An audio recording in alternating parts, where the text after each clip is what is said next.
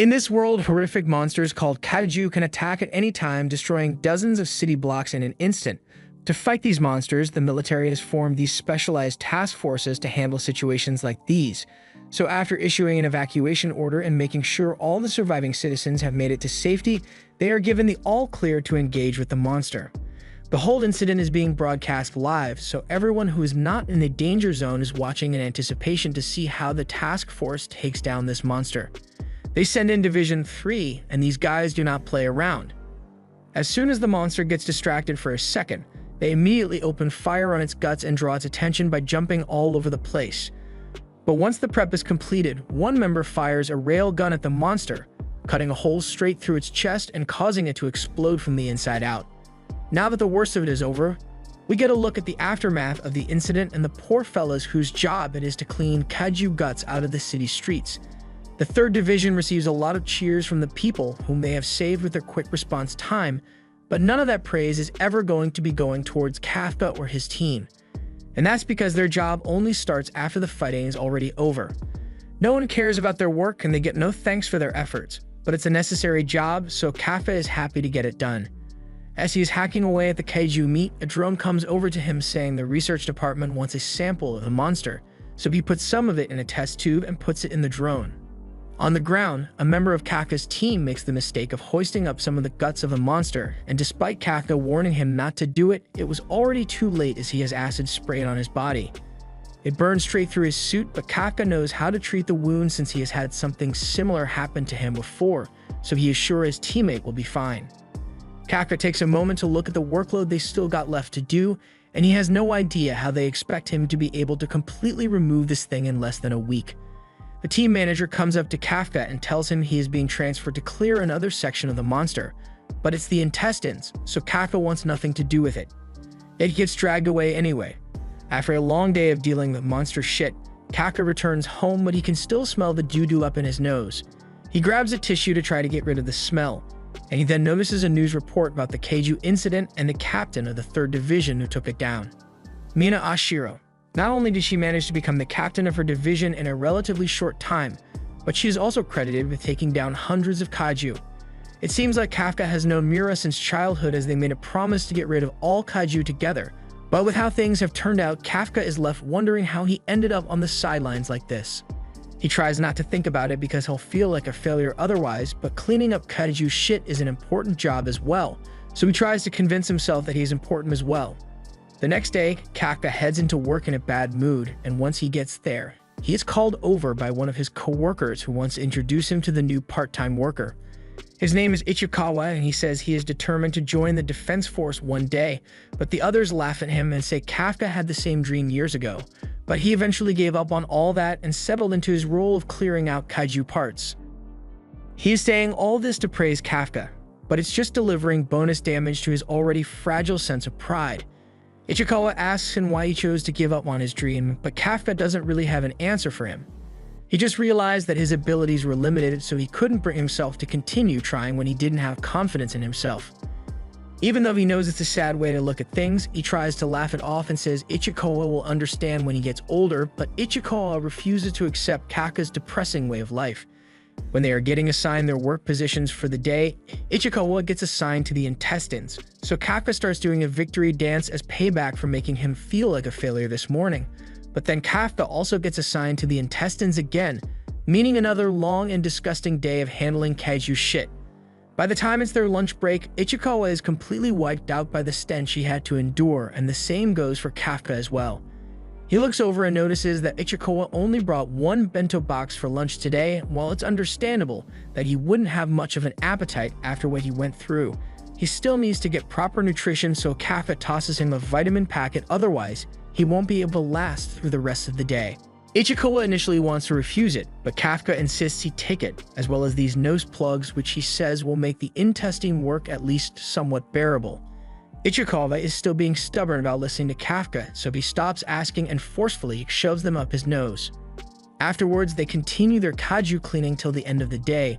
Once they can finally start packing up for the day, the others head out first while Kafka goes over the checklist of things they've done today, and he's glad the intestines are finally done, so he won't be needing to do that horrible work anymore.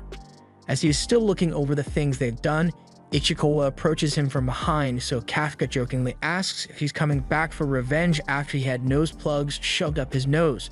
But on the contrary, Ichikawa is actually really grateful for what Kafka did to help him. It was thanks to his kindness that Ichikawa was able to make it through a whole day on the intestines, so he wants to show his appreciation. That's all he had to say, but as he is walking away, he turns back and tells Kafka that the age limit on recruiting for the Defense Force was raised to 33 due to the declining birth rates, so Kafka is within the eligibility criteria now. Ichikawa knows he has no right to question the life choices of others, but he could tell that when Kafka talked about giving up on his dream of joining the Defense Force, he looks sad. With that being said, Ichikawa doesn't care what Kafka decides to do, so he can choose to ignore what he just told him and continue his life as he normally would. Kafka thanks Ichikawa for looking out for him even though they only met today, but as Ichikawa turns around to respond, this fricker pops out of the ground and is about to chomp down on him.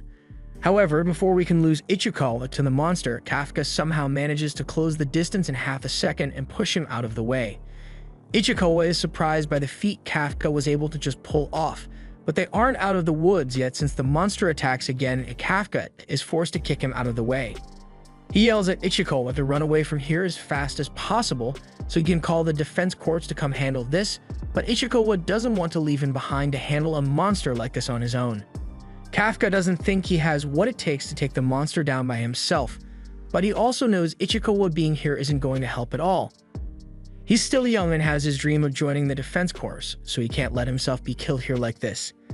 Ichikawa doesn't like it, but he has no other choice but to leave Kafka behind, so he starts running off and Kafka draws the Kaiju's attention in the other direction. It begins chasing him and Kafka is running for his life, and he's moving really well for someone who gave up on his dreams. He finds a doorway into a building and thinks he can use it to escape the Kaiju, so he runs inside while the Kaiju gets stuck at the door, allowing him to create some much-needed distance and jump through a window to get out of there. This leads him to have a flashback of his younger days right after his hometown got destroyed by a Kaiju attack. Both his and Mina's homes and school were destroyed, but what had him the most upset at the time was that he lost his holographic Charizard Pokemon card in the chaos. Mina was upset that her favorite cat ended up dying. They both decided that they wanted to become Defense Force officers, so Kafka made it a competition to see who could become the coolest officer between the two of them, and then they'll eliminate Kaiju together. Back to the present, Kafka lands on the ground and continues running after he gets up from the ground. He doesn't know how he let things get so off track after he made that promise with Mina, but he's got to survive this Kaiju first before he can think about that. He can't outrun it any longer, so he picks up a pipe and prepares to take a stand. But despite knowing that he needs to target its legs first, Kafka is frozen in fear and gets knocked out by the Kaiju. He then has his leg crushed by the monster's hand, and with him now unable to move, it lowers its head so it can eat him whole. However, before Kafka is killed, Ichikawa shows back up and knocks the monster's jaw away. Kafka yells at him for putting himself in danger like this, but Ichikawa says he already notified the defense force. However, that doesn't mean he is just going to abandon a friend in trouble, especially one that is badly injured. If he did something like that, then he wouldn't have the right to ever call himself a defense force officer. Kafka realizes that he has always failed to protect the things around him. Even now, he is failing to protect his junior who's about to get squished. Just then, the tiger comes out of nowhere and tackles the Kaiju's hand before several blasts are sent towards the monster, carving it up before a final blast blows out its back. This was the work of Mina and her squad, but she doesn't spare a second for Kafka as she hands his care over to some of her subordinates and heads off to go clear the area of any remaining monsters. Later, Kafka is in the hospital and thinking about how amazing Mina is and how she's gotten to a level where he can't reach her anymore, but he gets startled when Ichikawa, who is in the next bed, starts talking to him. He thanks him because if he hadn't saved him when the monster first arrived, or hadn't gotten Ichikawa to run and inform the defense force, then he would have certainly died in that battle. So as far as Ichikawa is concerned, Kafka is really cool. He really thinks he would make a great defense force officer, but that's still his own choice to make. Hearing this from Ichikawa, that helps Kafka make up his mind to try to join the defense force once more, but then he notices this freaky thing just flying over his head, and before he can even yell, has already forced its way down into his throat. He begins squirming in pain, but by the time Ichikawa is able to check on him, he has already turned into a Kaiju monster. They are both dumbfounded to find that Kafka's appearance has changed, but Kafka tells Ichikawa to calm down since he is still the same person on the inside. However, this old man doesn't seem to care and immediately calls the defense force to have Kafka eliminated. Elsewhere, Mina is having a flashback to the days when she and Kafka would spend time working on their Kaiju slaying tactics. She found it really scary to have to fight something that would be several times her own size, but Kafka reassured her that he would always be by her side to help her through it. However, that was a freaking lie. She gets out of the bathtub and answers a call about the Kaiju incident report at the hospital, and she says she will be there to handle the situation shortly. After getting ready, Mina addresses her team and informs them of the situation. A Kaiju has been spotted in the hospital, so it's their job to make sure it is taken down without causing harm to the people. Meanwhile, in the hospital, Kafka and Ichikawa are still freaking out. They try to show the old man that this is all just one big misunderstanding by making Kafka look as non-threatening as possible, but that's pretty hard to do when he's got a face that looks like that. The old man dies of a heart attack shortly after, and as Kafka goes to try and check up on him, he puts his hand on the wall and completely shatters it without meaning to. He can't believe this is happening to him. But the commotion has attracted the attention of several hospital patients, so since the defense force is probably already in their way, Ichikawa suggests that Kafka leaves. He agrees that him being here would only cause problems for the people, but as he goes to try and open the window, he forgot about his inhuman strength and caused more property damage again.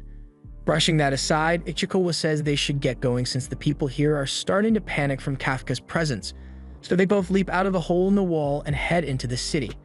The defense force receives word that the Kaiju on the loose has fled the hospital and is now heading into the city, so they prepare to intercept it. Meanwhile, Ichikawa is running through the city streets and wondering when exactly Kafka became a Kaiju, because he knows he wasn't one earlier today.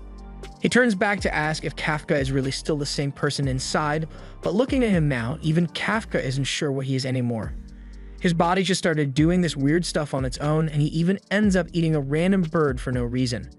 Kafka eventually reverts to his less monstrous Kaiju form, but it seems like there's another problem at hand.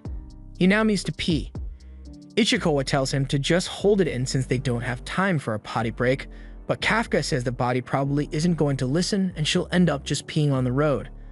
But with that said, he's got no balls right now, so Ichikawa doesn't know how he intends to pee in the first place. Then this happens. Kafka collapses on the ground out of embarrassment and wishes to erase that moment from his memory, but Ichikawa reminds him that they still got to keep moving before the defense force gets here. Speaking of which, Kafka asks if he can still join the defense force like this, but that's going to be strictly impossible since he is the very thing that the defense force is trained to kill. He'd be obliterated on sight if they found him. It's a cruel fact for Kafka because even though he finally found the motivation to try again and join the defense force, he is now permanently locked out of that skill tree because of his body. Ichikawa doesn't have any way to console him, but he finds a good place for Kafka to hide for now. But before they leave the area, Kafka's attention gets drawn by something behind them and he can tell it's not good. Ichikawa asks if it's the defense force, but it's much worse than that. It's an actual Kaiju. The defense force received the news of the second Kaiju attack that's happening, so they split up so they can gain control of both situations. Back in town, Kafka is somehow able to tell if the new Kaiju is the same kind that attacked both him and Ichikawa that evening, so Ichikawa thinks this is the perfect opportunity for them to escape since this will divide the defense force's numbers. Since Kafka's presence already made people evacuate the area, there's a good chance that no one will die from this attack. They should just leave it up to the defense force to handle. Kafka reluctantly agrees and turns to start leaving. Meanwhile, a little girl is currently being traumatized since her family did not evacuate and her mother had been pinned under a dresser in all the chaos. The girl's mother urges her to leave before she gets herself killed, but the little girl insists on trying to save her mother. Unfortunately, all this gets her is another dose of nightmare fuel as the Kaiju is closed in on them and busts into the room to eat. It opens its mouth wide to take a bite out of the little girl, but at the last second, the girl is saved by an elbow strike from Kafka. The strike sends the Kaiju flying several blocks away and Kafka is left amazed by how strong his new body is, but then he remembers that there are people in trouble, so he turns to the girl and asks if she's okay. The girl is obviously frightened by him and Kafka's creepy smile isn't helping his case, but when Ichikawa arrives, the girl calms down as they finally free her mother. The mother is unconscious, but Ichikawa assures the girl that her mother is going to be fine once they get her to safety. The Kaiju returns, so Kafka tells Ichikawa to get the girl and woman out of here as soon as possible while he stays behind because he wants to pick this Kaiju as hard as he can. Ichikawa sees the lightning coming from Kafka and immediately realizes that he wants no part in what's about to happen. So he hurriedly leaves while Kafka lines up for the most powerful uppercut he has ever given. The Kaiju is hit with such force that it is sent flying, and soon after it explodes from the inside out, covering everything around it in Kaiju guts. Kafka is left stunned because he really just took out a giant Kaiju in one punch. But no matter how cool he may look after his victory, to normal people, he is still just a terrifying Kaiju. He approaches the girl and tells her the defense force is going to be here soon to help her and she doesn't have to be scared anymore since he'll leave now. But as he is walking away, the girl overcomes her fear of him enough to call out and thank him for saving her and her mother. After hearing those magical words, Kafka is sent into a flashback of the time he spent with Mina trying to become a member of the defense force. And even with his current predicament, maybe there's still hope for his dream. Ichikawa calls out to Kafka and tells him that he has called for an ambulance, so they should leave before anyone gets here. Kafka turns to him after giving it some thought and declares that he isn't going to give up on his dream of joining the defense force because he promised to stand by Mina's side. A while later, Mina arrives at the incident site, but the whole team is shocked to find that the Kaiju has already been defeated. She approaches the little girl and asks to find out what happened here. But when the girl attempts to retell the story, she nearly starts crying from all the trauma. Mina assures the girl that she doesn't need to be scared because she as well as the entire defense force are going to wipe all the Kaiju off the face of the earth. The girl is happy to hear this at first, but then she thinks about it for a second and asks Mina to promise not to hurt the good Kaiju guy. She says the good Kaiju is the one who saved her mother and killed the other Kaiju, but Mina is still shocked by the words good and Kaiju being used in the same sentence. On the morning news, a portrait of Kafka's Kaiju form is created from eyewitness reports, and it is dubbed Kaiju number 8. It is the 8th Kaiju to ever receive a code name, since the defense force is yet to track it down. The cleanup crew wonders why the defense force hasn't found it yet, and as they talk amongst themselves, Ichikawa walks into the room and sheds a little light on what has transpired thus far. It has been 3 months since Kafka became the first Kaiju to successfully escape from the defense force, so officers are dumping a lot of the defense budget into tracking him down. The shift lead tells Ichikawa that something came in the mail for both him and Kafka, so since Kafka already went out early to begin working, he wants Ichikawa to take his to him. The other guys already know what the mail is about as Kafka used to apply to the defense force every single year, and every year he'd be rejected so the team would have to cheer him up. Ichikawa takes a look at his results and is delighted to find out that he passed successfully, so he heads off to go give Kafka his results as well. As he was leaving, he stopped for a moment and took a look at Kafka's results himself just to be sure he wasn't going to hand a letter of disappointment to him. But after looking at it, he happily continued running. It looks like Kafka managed to pass the test this time around, and all the guys are happy for him since they know how badly he wanted it. Ichikawa makes it to Kafka and tells him that he actually passed the first round of the exams this time, but as Kafka turns around from eating his lunch, Ichikawa sees that he is letting his Kaiju form show. Kafka hadn't realized he was in Kaiju form and could have really exposed himself if it was anyone other than Ichikawa just now. So he tries to make himself go back to normal, but accidentally leaves his mouth unchanged. Ichikawa gives him an earful about how dangerous it would be for him to get spotted since there are still news stories about him. Both of them had managed to avoid suspicion by claiming they had run away after the Kaiju attacked, but while they fooled everyone back then, if Kafka keeps acting like this, he's going to get exposed sooner or later. Ichikawa hands his results over to him. But while Kafka is still happy, he isn't nearly as happy as Ichikawa thought he would be. This is mainly because Kafka only ever failed at the second stage of the test, so the hard part is yet to come for him. While they are on that topic, Ichikawa asks if Kafka really intends to take the exam with his body the way it is. The first exam was easy enough to take since it was just a written test, but the second one is going to have officers all over the place, and they kill him on sight if they found out about his body. Even with the risk, Kafka is still determined to take the exam. Over the past 3 months, he has been trying to find a way to turn back into a human completely, but he hasn't had any luck yet. However, with the age limit, this is his last chance to actually apply, so he has to take a chance. Ichikawa understands his determination, but he makes it clear that if something happens to Kafka, then he's on his own because if they are taking this test together, it's going to be as rivals. Kafka reaches down to grab his water bottle, but when he has a little trouble opening the cap, he accidentally transforms into his kaiju form and breaks the bottle. Ichikawa takes back everything he just said and tells Kafka to drop out of the exam because he is going to get himself killed, but Kafka still really wants to do it. Ichikawa relents, but reiterates that he is on his own if anything happens during the exam. Everyone else is going to be here soon to start work, so he tells Kafka to get a grip on his transformation. Once Ichikawa leaves, Kafka reveals that he was really relieved that he passed since he wouldn't know what to do if Ichikawa passed and he didn't, but now he's got to get ready for the test. On the day of the test, Kafka and Ichikawa arrive in the parking lot of the Defense Force and Ichikawa is utterly amazed by the huge building he sees before him. He's been to a base before on a field trip, but this one is way bigger than anything he has ever seen. Kafka explains that they share this area with a special Defense Force garrison, so when something happens, both sides work together to handle it quickly. So in other words, if Kafka accidentally transforms here, he would be dead within seconds. Other examinees begin arriving as well, so Kafka doesn't see any point in letting himself get scared by it anymore. He tells Ichikawa that they should probably head inside soon, but he is interrupted by a rude girl who calls him an old man. Kafka defends himself, saying that he is only 32, so he isn't that old. But even Ichikawa thinks he is old, so he just has to accept it. His age aside, the girl bluntly tells him to move his car, even though there are many spots available elsewhere, just because she thinks she has a right to it, since 5 is her lucky number. Kafka obviously isn't going to budge for a dumb reason like that, so the girl takes matters into her own hands and prepares to abuse the fact that she is probably rich. She takes off her clothes, revealing that she is wearing the kind of battle suit the Defense Force people wear, but she isn't going to be using it for such a noble cause as fighting Kaiju. Instead, she picks up Kafka's car with one hand and tosses it out of the spot, which she probably thinks makes her cool, but it just makes her a bitch. However, being a big shot apparently gives her the right to do stuff like this and get away with it, as she introduces herself as Kakoru Shinomiya, and she says she kills Kaiju for fun. And coincidentally, she finds it weird that Kafka smells like a Kaiju. Ichikawa immediately tries to explain it away by saying they work in the Kaiju disposal, but while Kakoru was wondering why Kaiju disposal workers are here, Kafka has already gone and picked his truck back up. She is astonished seeing a 30-year-old man pick something as heavy as that without hurting his back, so she assumes he must have his own private suit as well.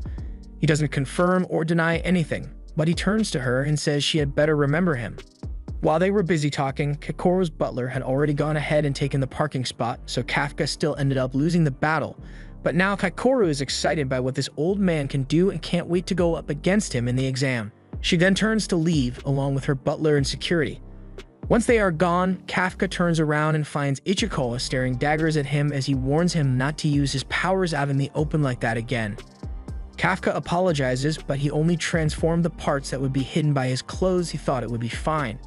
Some guards come over to ask if everything is alright now, but for some reason they were nowhere to be found when Kakoru was tossing Kafka's car. Ichikawa and Kafka both say there's nothing wrong, so the guards tell them to hurry up and get inside the building then. However, before they leave, Ichikawa warns Kafka that he will totally rat him out the next time he transforms like that again. Kafka agrees to his terms, so the two head inside, but as the exam finally begins, Kafka finds that he can't keep up at all. He knows he has been maintaining his daily training routine out of habit for years, and he does a lot of manual labor for his job, but that isn't making a difference here.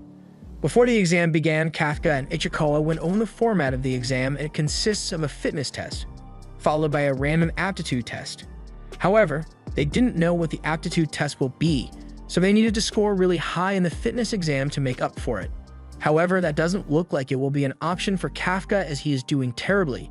He was bad before, but back then he was just barely below average, but now with his 30-year-old back, he's at the bottom of the bell curve. He thinks to himself that he could probably get back in from if he uses a bit of his powers, but he decides against it for the sake of fairness. But once the results are in, he is really regretting being fair after all.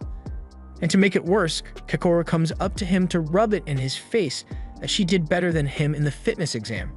And that makes Kafka remember how confident he was heading into this, which in turn sends a wave of cringe down his spine.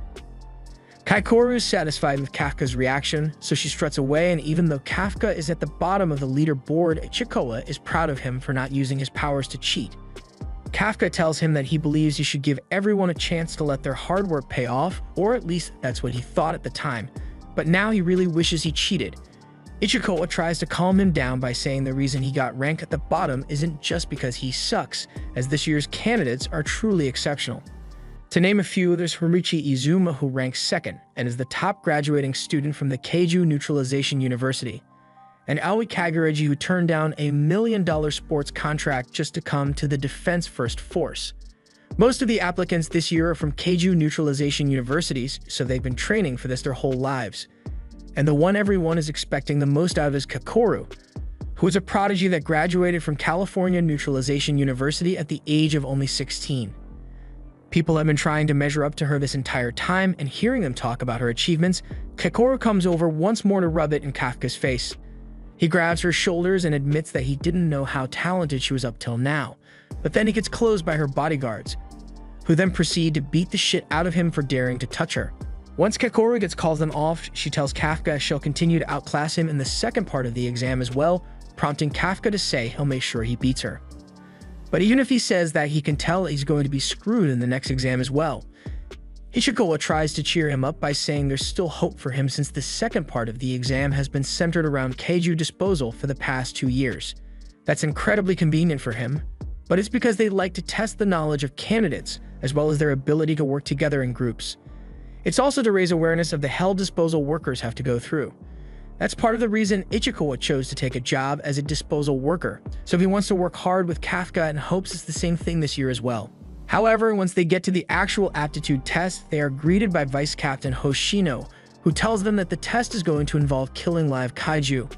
Kafka and Ichikawa are both shocked because their whole game plan just went out the window, and once the kaiju spots all the candidates, it immediately charges their way and Kafka begins freaking out.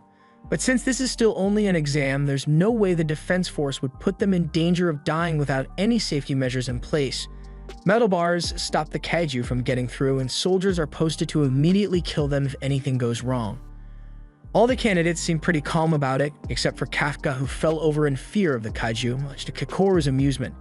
Kafka turns to Ichikawa and asks what happened to only having to dispose of kaiju bodies, but Ichikawa never guaranteed that that would be the test for this year. All he knew was that it was that way for the past 2 years, so it's not strange that they decided to shake things up. Hoshino continues, saying that they don't have to worry since they won't be sent out without proper equipment for the task. They will all be provided with the special suits all Defense Force members wear.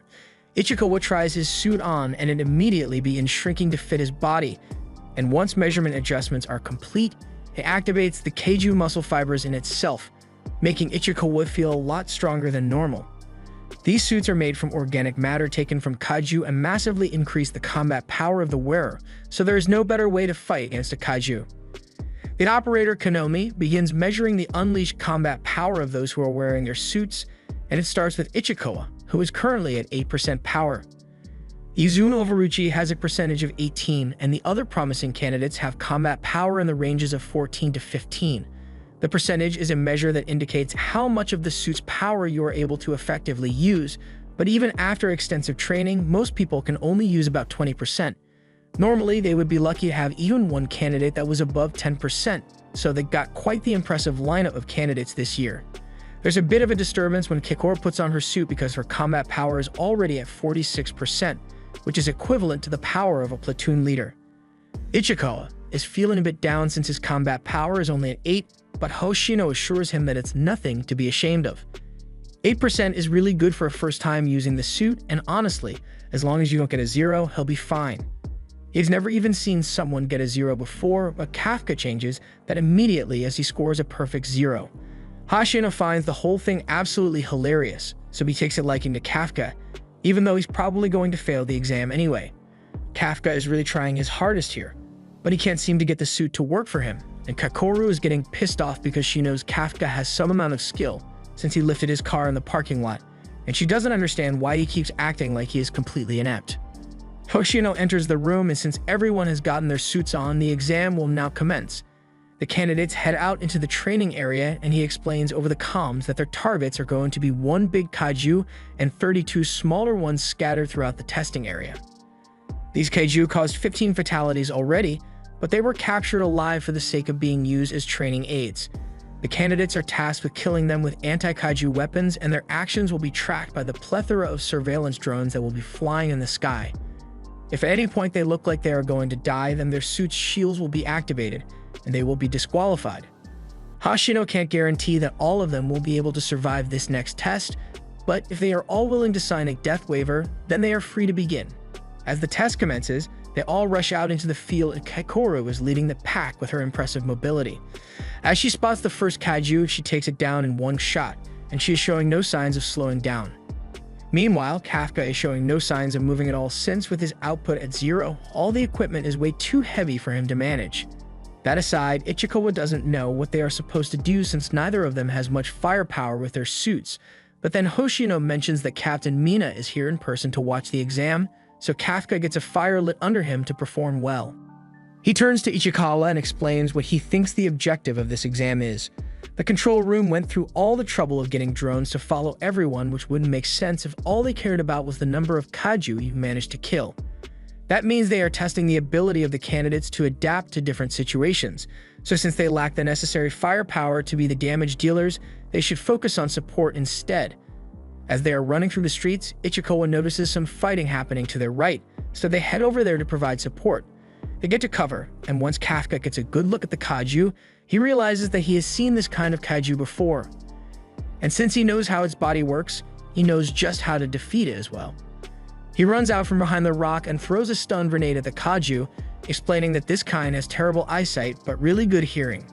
So a stun grenade to the head will render it deaf and an easy target. So now that it is stunned, he calls over Izumo and tells him to aim for the kaiju's stomachs, since the skin there is much weaker than the rest of his body. Izumo is skeptical at first, but since the kaiju is about to get back up, he does as Kafka says and he is able to shoot a hole through the kaiju's stomach. He is impressed with how accurate Kafka's info was and thanks him for the assist, and immediately after, both Kafka and Ichikawa continue running to find someone else to assist. They take apart more kaiju bodies than they can count, so they know everything there's to know about their strengths and weaknesses, so Kafka can be useful without needing to use his kaiju powers. However, while he was in the middle of planning out their next assist, Kafka gets blindsided by a kaiju that bursts through the rubble and smashes him into a wall. The control room sees that Kafka is badly injured from that hit he just took, and the kaiju is still approaching him. So Hoshino says they should start getting ready to deploy his shield. Kafka knows how bad this looks for him, and he is aware that the control room is probably going to engage his suit's shields, but that would mean he gets disqualified, and he doesn't want to disgrace himself anymore while Mina is watching him. He tries to get up, but it doesn't look like he's going to make it out of this in time. Hoshino had figured that Kafka would be the first to have to drop out, which is a shame since he really likes how funny he is. But before the control room can deploy Kafka's shield, the Kaiju is suddenly defeated by Kaikoru. She stands over Kafka and says he doesn't get to quit as long as she is still on the battlefield, and Kafka was almost grateful to her, until she mocks him and says he should just stay here and keep being useless while she finishes off the rest of the Kaiju. The other candidates don't want to let her steal all the glory, but the fact of the matter is that she is just better than everyone else, so there's no way they'll be able to keep up with her.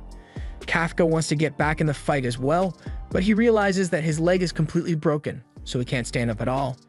He gets connected by Hoshino and is informed that the suit has picked up that Kafka is badly injured and possibly bad internal organ damage, so Kafka has to make a choice whether to give up or not. He still has the will to continue, but then he remembers that he has the lowest amount of talent of any of the candidates, so he will never be able to stand by Mina's side because he isn't good enough for that. Hoshino suggests that Kafka drop out of the exam for his own safety, but even if he knows he isn't cut out for this and people think he looks stupid for trying so hard, the choice to keep going is his own to make, and he isn't going to give up anymore. Ichikawa comes over to check on Kafka, but he says he is okay and even manages to get back on his feet despite his leg being broken. If he's willing to go that far, then they see no reason to force him to quit now. But if things get ugly or his condition deteriorates in any way, then his shield will immediately be activated and he will be disqualified. Kafka is happy to continue under those conditions, but he can't deny that his condition is nowhere near decent enough to keep up with Ichikawa, so he tells him to go on ahead without him since he doesn't want to slow him down. But Ichikawa isn't going to just leave him behind because they came here together, and they are going to finish the exam together no matter what. Kafka is touched by Ichikawa's consideration, so the two agree to work together, and since Kafka's leg is still broken, Ichikawa is carrying him on his shoulders, much to Hoshino's amusement. Ichikawa feels embarrassed with how people are staring at him, but this is the only way they can keep going as a team, so Ichikawa will act as the legs, while Kafka uses his years of Kaiju knowledge to help them attack, and all the while Hoshino is seriously considering giving them a passing score just because he thinks they are really funny. While Ichikawa and Kafka are trying to catch up, the other front runners for the exam are still killing Kaiju and trying to not lose to Kikoru, but she is just too dang good. She proceeds to steal the kills of everyone she comes across, so they all slowly give up on even trying to help. Midway through, Kikoru switches to a staff and uses it to decapitate the last small Kaiju in the area, so the only one left is the giant one, and she's already all over it. She throws a grenade at it to cause a distraction, and while it is still confused, she jumps off the buildings and comes down on it from above before firing a shot straight through its mouth. With that, the exam has now been concluded, and Kafka and Ichikawa got to do an absolute total of nothing even with their ridiculous formation. Kafka complains that Kikoru is way too fast, but then his body gives out and he collapses on the ground in exhaustion. While the surveillance drones for the exam are being recalled, the operations team also needs to send some of the injured participants to the hospital to get their wounds treated. But Hoshino seems to have been distracted by how fast Kikoru managed to deal with the big Kaiju all on her own. And he even had to work overtime just to capture that one alive. Mina is impressed by how powerful Kikoru is, and Hoshino can't deny that she deserves the praise since he had predicted that at least 30 people would drop out this year, but in the end, no one did, and that's largely because Kikoru almost solo handled the entire exam. She's bound to become a big shot within the defense force in no time with the amount of skill she possesses, but while she was still out on the battlefield and getting ready to head back so that she can rub her victory in Kafka's face one last time, something appears in the smoke behind her, and at the time she notices it, she has been impaled through the chest. On the other side of the field, Kafka is still trying to catch his breath, and he has to admit that Kikoru certainly beat him by a landslide, but he also has her to thank because she helped them last throughout the test by ending it so quickly. But then something horrifying starts happening as dozens of dead Kaiju all suddenly start coming back to life. Ichikawa thinks they should get out of here quickly since this doesn't look like it's part of the exam, but then Kafka sees something that he can't ignore. Kikoru is on the verge of death, and although she managed to stop her heart from being pierced by focusing her shield on a single point, she is still badly wounded. However, she's not going to let that stop her because there is still a Kaiju that needs to be defeated. She looks at the humanoid Kaiju, and she wonders what it is and why it's here. But then the Kaiju looks back at her and wonders why she isn't dead yet. Kikoru is stunned to find out that the Slenderman Kaiju can talk, but then it says it will let the giant Kaiju handle her as it revives the monster.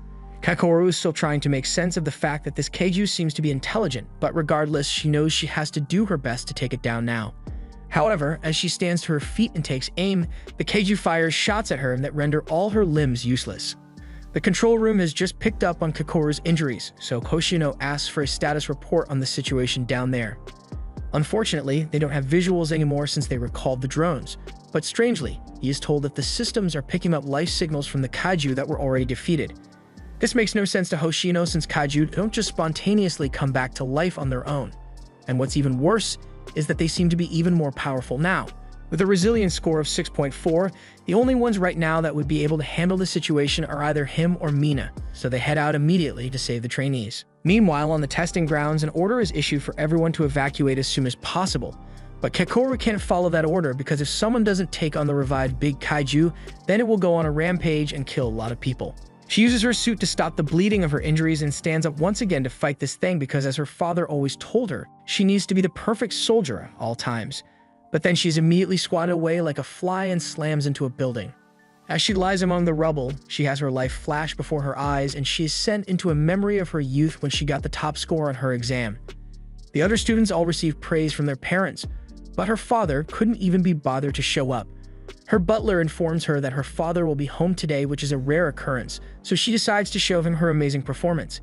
He doesn't care about her successes because success is the bare minimum he expects from her, and rejoicing over it will do nothing but make her weak in the long run. So he tells her to always be perfect, no matter what, for the sake of the nation and for the sake of her dead mother. The overwhelming expectation of her father drives her to never give up, so she jumps back out and keeps firing her gun, all while hearing her father's berating voice in her head. She gets swatted down again, but it doesn't matter because as long as she has still got functional arms, she can keep fighting. Unfortunately, I don't think that arm looks very functional anymore. As Kikoru screams out in pain, the Kaiju regenerates the horns on its head, which are apparently used as an attack weapon. and both Mina and Hoshino are still too far away to assist Kikoru in any way, so it might be over for her. As the Kaiju's energy blast is being charged up, Kikoru accepts her fate and begins apologizing for not being strong enough to protect everyone.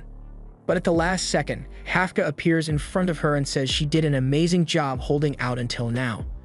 She doesn't understand why Kafka is still here and putting himself in danger. As the blast hits, Kafka tanks it before transforming into his Kaiju form, telling her that he'll handle everything from here on out.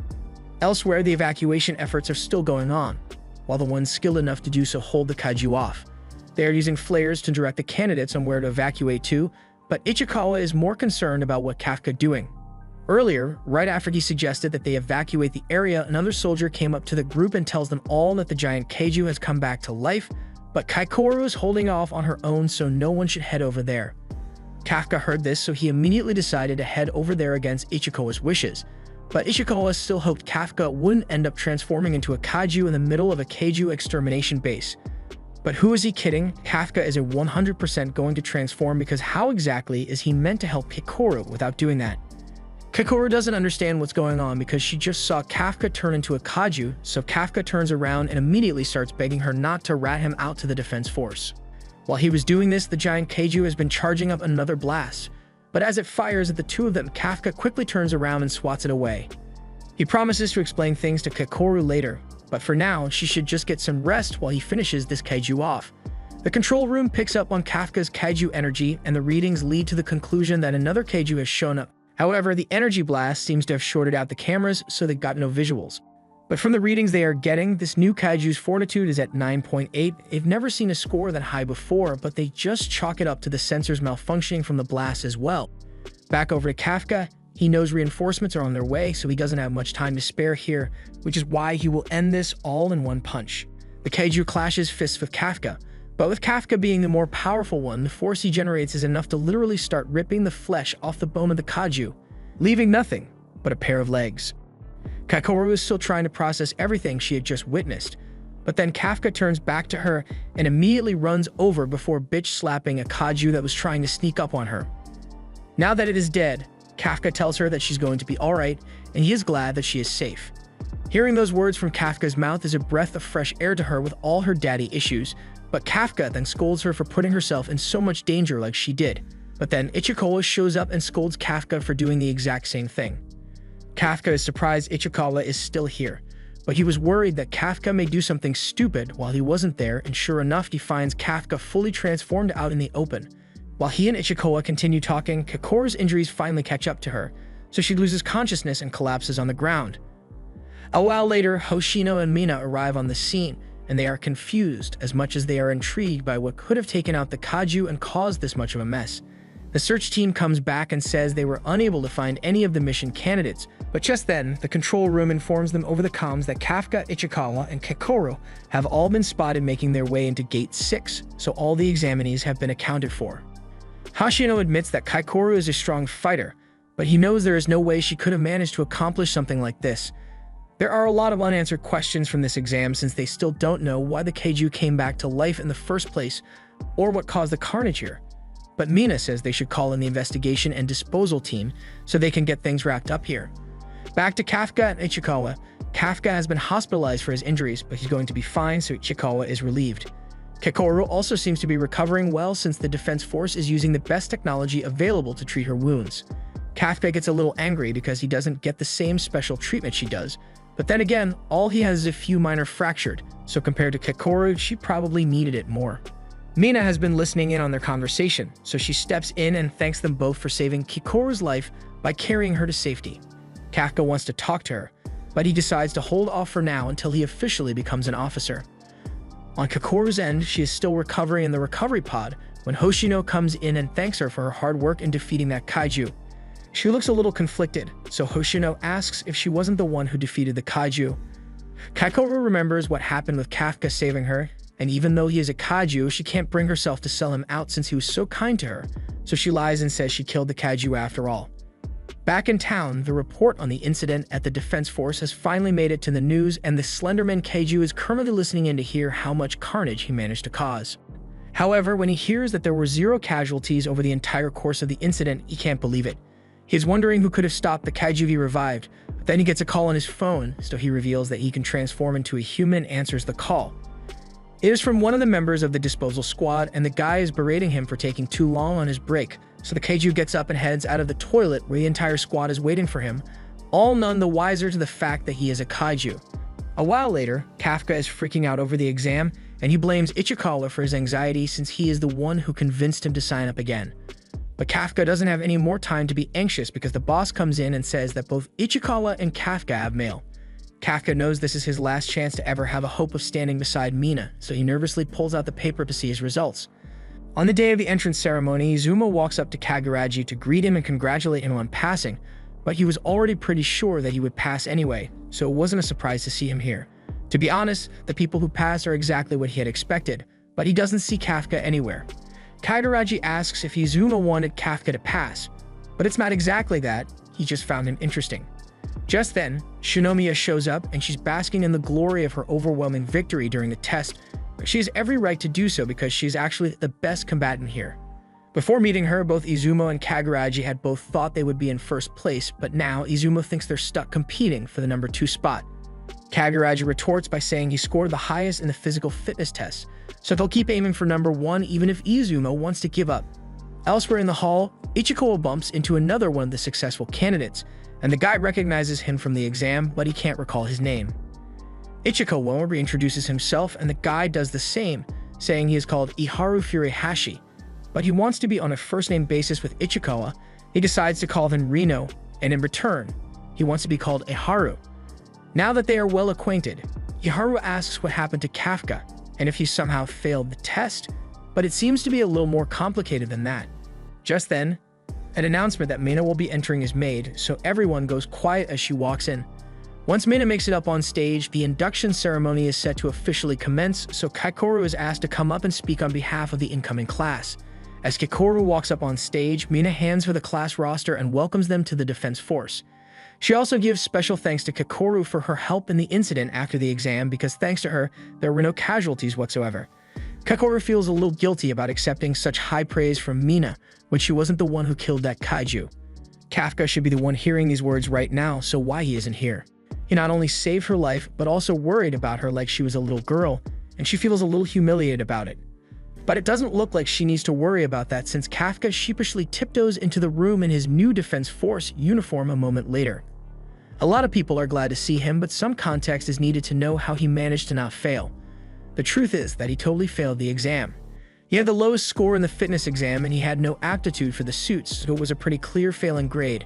No one objects to this evaluation, and although Mina wants to stick up for her friend, she also knows she can't give him preferential treatment like this. However, Hoshino is willing to give all the preferential treatment in the world to Kafka, so he says he'll take him under his wing. He justifies it by saying that Kafka's scores may be really low, but in the practical part of the test, he was able to accurately identify the weak points of the Kaiju and prioritize helping the overall Kaiju extermination effort instead of solely focusing on his own kills. There aren't many people with the skills to do that, but the reason Hoshino wants to bring Kafka aboard is because he thinks he is funny. Hoshino wasn't sure if Kafka would ever meet the requirements to become a full officer, but for now, he wants to keep him as a cadet in part of his platoon. Mina explains to everyone that Kafka isn't a full officer yet, so she has him sit out of the induction ceremony, but that still means he passed. Now that that's been settled, Hoshino walks up and asks Mina to say a few words to the new officers. She steps up to the mic and addresses everyone, saying that she is glad that they all volunteered to join the Defense Corps and put in the effort necessary to pass that difficult exam. For the last few years, they've seen more Kaiju with far greater fortitude than they've ever seen before, and they also have to worry about strange incidents where Kaiju may be able to come back to life. Missions are going to be more dangerous than they've ever been, and some people may die, and there's no guarantee that anyone will make it back from missions alive, so she wants them all to entrust their lives to her. Through all these dangerous missions, she swears that she will be there, standing at the very front and acting as both the shield and spear of the team. And Kafka is so touched by the speech that he blurts out that he will make sure he can stand by Mina's side as well. Everyone is shocked that Kafka would dare speak to the captain so carelessly, but Mina is actually happy that Kafka hasn't forgotten his promise to her.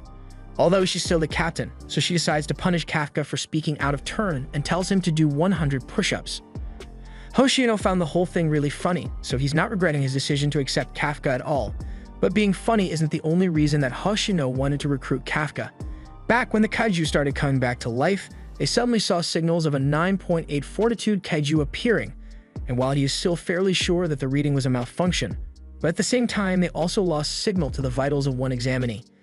He knows something is off about Kafka simply by the fact that he had zero compatibility with the suit, so he's going to keep a close eye on him to find out what secret he's hiding.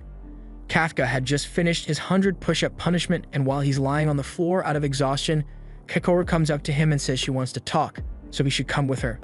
Kafka asks why she can't just talk to him here, but Kekoru doesn't want other people hearing about it, so they start teasing her about wanting to confess to Kafka. Kafka actually believes that's what's going on, but Kekoru denies it and kicks him across the face while Ichikawa watches on with a look of disapproval.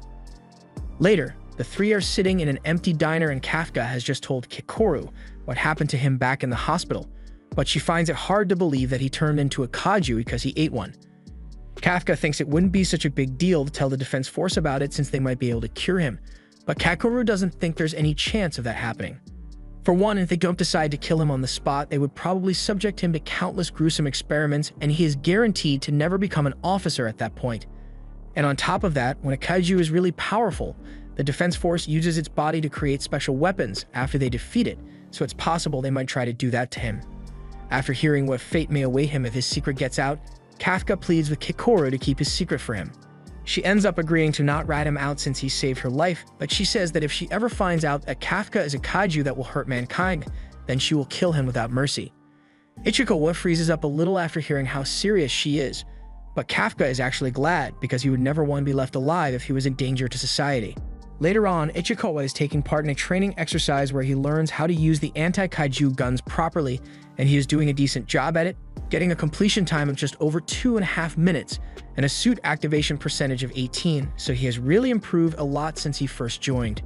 Because of this, Iharu feels pressure to do just as well as him because he can't let himself get overshadowed. Through the sheer force of petty competition, Iharu is able to get quicker time than Ichikawa, as well as an activation force of 20%. And you waste no time bragging about his performance to Ichikawa.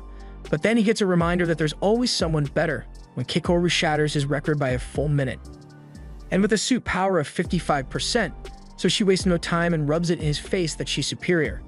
Meanwhile, Izumo is left feeling inadequate by Kekoru's signature look of superiority, but Kaguraji reminds him that if he's got time to be worried, then he's got time to train, otherwise, people are going to catch up to him in no time. Right now, both Izumo and Kaguraji are on equal footing in terms of battle power, and Kafka's just doing his own things because he's excited that he finally got his suit up to 1%. He then turns to Kekoru and proudly declares that he has finally turned his 0 into 1, but she doesn't understand why he's bragging to her when she's at 55. Hoshino still finds him amusing, but he tells Kafka that he's never going to become an officer at this rate, and at most he will last 3 months before he is fired. And after hitting Kafka with facts, he tells everyone that they should run 10 laps around the perimeter and then training will be done for the day. They don't think it's fair to have to run laps, but because they complain, Hoshino makes it 15 laps instead and tells them to get going. A lot of the new recruits have developed rivalries among each other, and Hoshino is happy to see it because the competition is helping them grow stronger than ever. After training is complete, everyone heads to the baths and Kafka is exhausted from having to run laps at the end of training. But Ichikawa and Iharu seem to be full of energy since Iharu is showing off his muscle gains.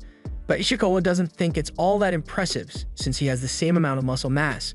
Kafka has to get in on this and show the young lads what a real man's muscles look like, and Iharu was really impressed. But that didn't last long as Kafka runs out of breath and shows Iharu what a real man's stomach looks like. Iharu and Ichikawa both start laughing at Kafka, but he says the same things will happen to them once they turn 28, so they had better be prepared. But then, everyone gets put in their place when Kaguraji shows up and shows them what the peak physical form looks like. They all jump in the bath out of embarrassment, but the mood soon turns back to regular conversation and Kafka is happy because he hadn't gotten to do stuff like this in a long while. On the girls' side, Kekoru and 2 relatively unimportant officers walk into the changing room and they find Mina there, so they were going to leave and let her finish. But Mina says it's alright since she was about to leave anyway. Since they have her permission, they all go their separate ways and Kekoru walks behind Mina to put her clothes in the washing machine. While she does this, she notices that Mina has some decent muscle on her body, but that doesn't explain the ridiculous amount of combat power she's able to produce, but all that staring got Mina's attention. So Kekoru asks her directly about how she got her muscles. Mina agrees to show her the basics of her training routine since she's here anyway, and though Kekoro wasn't expecting it, she is still grateful for the kind gesture. Back to the boys, they start talking to each other about why they joined the defense force, and Aiharu goes first by explaining that his reasoning for joining is because of Mina. He was saved from a kaiju by her when he was still in middle school, and ever since then, he's always wanted to be like her. The others have similar reasons for joining, and they all involve admiration for Mina. But when it's Kafka's turn to answer, he freezes up a little but eventually tells them that he is childhood friends with Mina. All the boys are jealous of him, so Kafka tries to step out before things get too heated, but it's already too late for that as they now want to hear everything about Mina's childhood. They end up staying in the bath for so long that by the time Kekoro comes out, they've all fainted from heat stroke and Ichikawa is stuck trying to revive them. The next day, training continues as usual, and the recruits and everyone begins bonding over the time spent together, but Kafka still sucks compared to everyone else. But at the end of the day, everyone is exhausted from all the hard work, but while they are asleep, Kafka is still up working to improve himself so that he doesn't get kicked off the defense force. After a while, Hoshino walks in and finds Kafka working, but while it is an admirable thing to do, sleeping is also an important part of training, so he can't just neglect it. Kafka really doesn't want to get fired, and Hoshino assumes it's because of the promise he made with Mina, but Kafka never told him about that, so he's wondering how he could possibly know. Hoshino admits that he was listening in on the conversations the guys were having in the bath, but aside from how weird that is, Kafka admits that his motivation is indeed because of the promise he made, so he needs to do whatever it takes to stand at Mina's side. Hoshino interprets this to mean that Kafka wants to steal his position as vice captain, and this is exactly what Kafka intends to do, so he will work hard to achieve it. Before Hoshino leaves, he lets Kafka know that he won't be giving up his spot as vice captain so easily. And one more word of advice, he tells Kafka not to get too close to anyone on the team, because in this line of work, anyone could die at any moment, especially if they're getting a lot of screen time. Just then, an alarm bell goes off, which means a Kaiju emergency is happening right now. So Hoshino tells Kafka to hurry up because it's time for his first mission. After Mina is suited up, she arrives at the meeting room and asks Okonoji to brief her on the situation at hand right now. She is then informed that the area surrounding the incident has been evacuated successfully with the help of the regular defense force, and the people seem much more relaxed than they should be about a life-threatening emergency since this kind of thing happens all the time. They are receiving status reports from the defense force as they speak, and as for the Kaiju, after it appeared, it seems to have grown larger and entered the breeding phase, which means if they don't hurry, then it is going to spew out a ton of smaller Kaiju. However, there are already tons of Kaiju surrounding it, so it's going to be a ton of work to clear this thing out. But fortunately, the location is not that far away from here, so if they want to minimize damage, then Mina believes that their best option is to take out the baby-making Kaiju before it can have a chance to create more of them. And while she is doing that, she wants the rest of the team to set up sniper spots along the highway to take out as many of the smaller ones as possible. With the game plan covered, she dismisses everyone and they all head into battle. While in the back of his truck, Hoshino asks the team if they are feeling up to the task, because this is a real Kaiju extermination mission after all, and they all have their own thoughts on the situation. Kekoro for one can't stop thinking about how the old man seated across from her is actually a powerful Kaiju, and since she's covering for him, she hopes he doesn't disappoint her. But that is a little too much to ask as Kafka is already sick to his stomach and barfs all over everyone in the back of the truck. After a very gross car ride, they all make it to their station and Kafka finally gets to see the Kaiju that they need to take down for this mission. Hoshino gives them a rundown of what the plan is, explaining that Mina will be handling the giant Kaiju in the middle of the area, but there's another problem since the Kaiju is spewing out little Kaiju as they speak. So the newbie team is going to be tasked with taking out the hundreds of newly spawned Kaiju and making sure that none of them manage to escape this area at all. They need to do a good job here because it will be a huge factor in how much money needs to be spent rebuilding from the damage caused and how long it will take to get things back to normal. Since they are the ones with the least experience, they will be placed at the rear, which also means that if they mess up, then the whole mission is screwed. Hoshino then asks if anyone has any questions to ask him, but they all seem to understand things perfectly, so he orders them to show him what they can do on the battlefield. The regular defense force reports to Okonoji that they have officially evacuated all civilians from the Kaiju site and all surrounding areas, so she relays the information to the platoons, as well as an ETA of 8 minutes before can Mina get to her sniping position. With that, it's time for them to move out, and Kafka is determined to prove to Hoshino that he has what it takes to become an official member of the Kaiju Defense Force. He knows he won't get another chance to show what he can do after this, so he is insanely nervous, but he also feels oddly excited for some reason.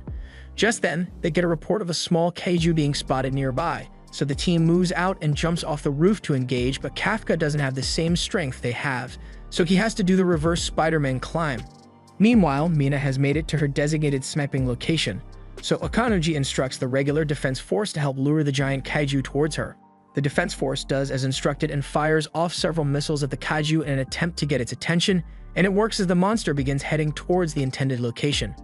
Meanwhile, on the ground, Kafka and the others prepare to hold their ground against the kaiju that will be heading their way, and Kafka notes that he feels oddly calm about the whole thing, and he attributes it to the feeling that the suit is giving him strength, so he is confident in his ability to handle this. However, his suit power is still only at 1%, so he is bodied by the first kaiju that hits him and lands in a bag of trash. Kokoro scolds him for going too far out in front when he is the weakest out of all of them, telling Kafka that he should have stayed back and helped from the rear. One of the older Defense Force members is annoyed that he has to babysit the newbies and deal with their screw-ups, since he would prefer it if they just sat and watched the professionals work from a distance. But Kakoru takes offense to their sense of superiority, so she goes into combat and completely obliterates the first wave of kaiju which the so-called professionals were having so much trouble with. The man is forced to admit that Kakoru outclasses him in every way, and Kafka gives her 2 thumbs up for a job well done, which makes her blush since she still isn't used to receiving praise like that. Meanwhile, the other unit is facing their own kaiju, and they manage to take out the legs of 2, which then allows Iharu to swoop down and finish them off. He promptly turns to Ichikawa to show off his impressive kill, but as he does so, he sees Ichikawa take down a bigger kaiju all by himself, and he is shocked. He asks if Ichikawa really did that alone, so he explains that he swapped out the usual ammo in his gun for some freeze rounds. This way he can slow down kaiju while he fights, and in the long run, he'll be able to become even better at hunting kaiju. He still isn't satisfied with his current strength because he wants to become powerful enough so that Kafka will never need to transform to handle a threat again. At the same time, Kaguraji and Izumo are both holding off swarms of kaiju all by themselves.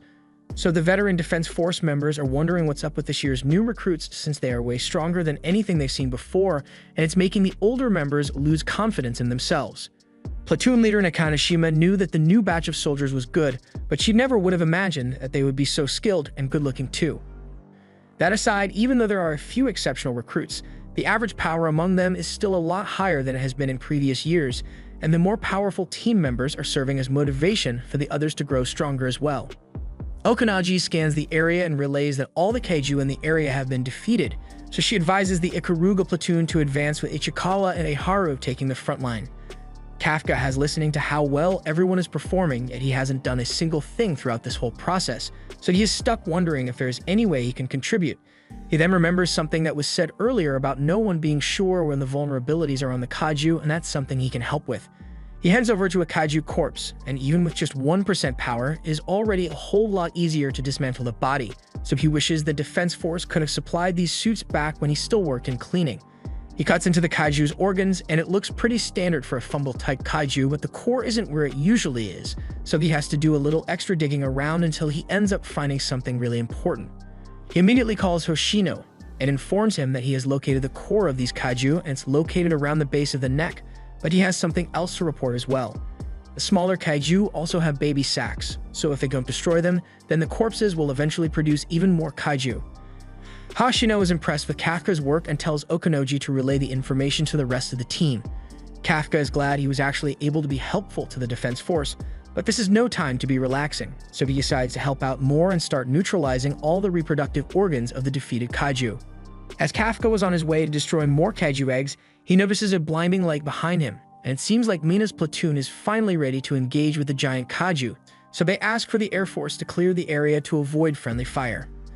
Immediately after, the Defense Force opens fire on the kaiju's legs to keep it from moving away, and while it's stuck in place, Mina lines up the perfect shot. Since there are no obstructions, Okanoji gives the all-clear for Mina to fire, and as she does, a green blast is sent hurtling towards the kaiju and tears straight through its body. Kafka is astonished by the level of power Mina is able to exert, but the kaiju's core is still intact, so Mina opts to chamber and fire another round to take it out for good. The second shot is fired, and the kaiju's head is blown clean off, so it collapses to the ground.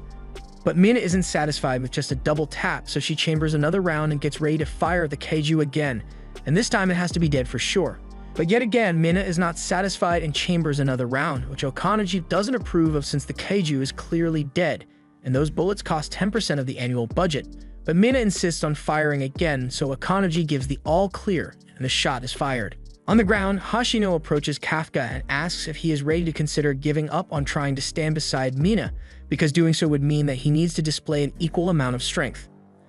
Kafka asks if Hoshino is capable of doing something like that, but there's no way he could ever pull something like that off. His combat power isn't as good when it comes to long-range attacks, so Mina is a lot better at taking out huge kaiju than he is. But when it comes to mid-sized ones, Hoshino is a bit better at handling them. A kaiju sneaks up on him while he was still talking, but this just gave him the perfect opportunity to display his skills, as it looks like he simply touches his swords. But in an instant, he was able to dice up the kaiju without even needing to turn around. He explains that his family is a clan of kaiju hunters that have been at it for centuries, so Hoshino has been trained in the use of a katana to fight. The captain and vice captain are the strongest member of the division, so they get weapons that are tailored to their preferred fighting style. Mina fires yet another shot at the kaiju, and this time she is satisfied with her work, so Hoshino tells Kafka that they need to back away because the real show is about to begin. Kafka doesn't understand what he means, since the kaiju has clearly been taken down already, but the real issue wasn't the kaiju, but rather the thousands of spores that it was housing. And now that it has been killed, all those smaller kaiju are going to come pouring out in droves. Hoshino tells everyone that once they've dealt with all the little guys, they can all head home and have a nice breakfast. Izumo complains that the job is easier said than done, and the veterans take that as a sign of weakness, so they begin mocking Kaguraji and Izumo and all work together to regain some of their dignity in the face of the new recruits. After the others have left, Nakanoshima comes up to Izumo and Kaguraji and tells them that it's alright to be tired after their first mission, so if they want, they are free to take a break and let the veterans handle the rest. But neither of them are on board with that idea, so they both rush off to help with the last part of the extermination as well. Akanoji is a bit concerned about the vitals of the new recruits since they are all exhausted and are barely holding out, but Hoshino already expected as much since this is a pretty big mission, but if they can manage to get through this challenge, then it'll take them to the next level.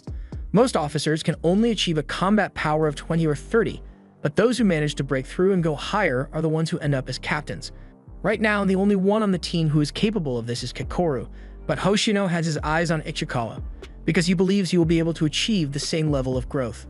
Iharu is growing frustrated by how much Ichikawa is outpacing him despite all the time he spent in school specifically for this job, but his feelings will have to wait because they've taken out all the kaiju in this area and need to return to the rest of the group. As they are running though, they come across a person standing over a kaiju corpse. This person is talking about how he went through all the trouble of planting reproductive organs in the kaiju, yet the defense force still managed to stop it, and that's when they realize that this is not an ordinary person. The guy gets up and points his finger at Iharu, and it doesn't look good, so Ichikawa yells for Iharu to get out of the way, but he was too slow, so he ended up getting shot through the chest. Fortunately, he managed to avoid losing his heart to the attack, but the bleeding is still really bad for his health, so Ichikawa tries to calm him down so he can use his suit to stop the bleeding. By now, they've realized that this thing must be a kaiju as well, but there's only one humanoid kaiju other than Kafka, and that is Kaiju number 9. They both recognize it as the one that attacked during the exam, and this thing was able to defeat Kikoru really easily, so they need to be careful. Number 9 is talking about how disappointed he is with his failed implants, but he doesn't want to leave here empty-handed either, so he decides to at least take a live sample of a Defense Force officer.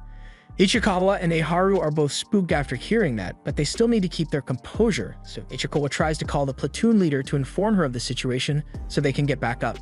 However, the transmission fails because number 9 had enough time as a human to figure out how radio signals work, so he created a zone around this place where no signals can be sent or received.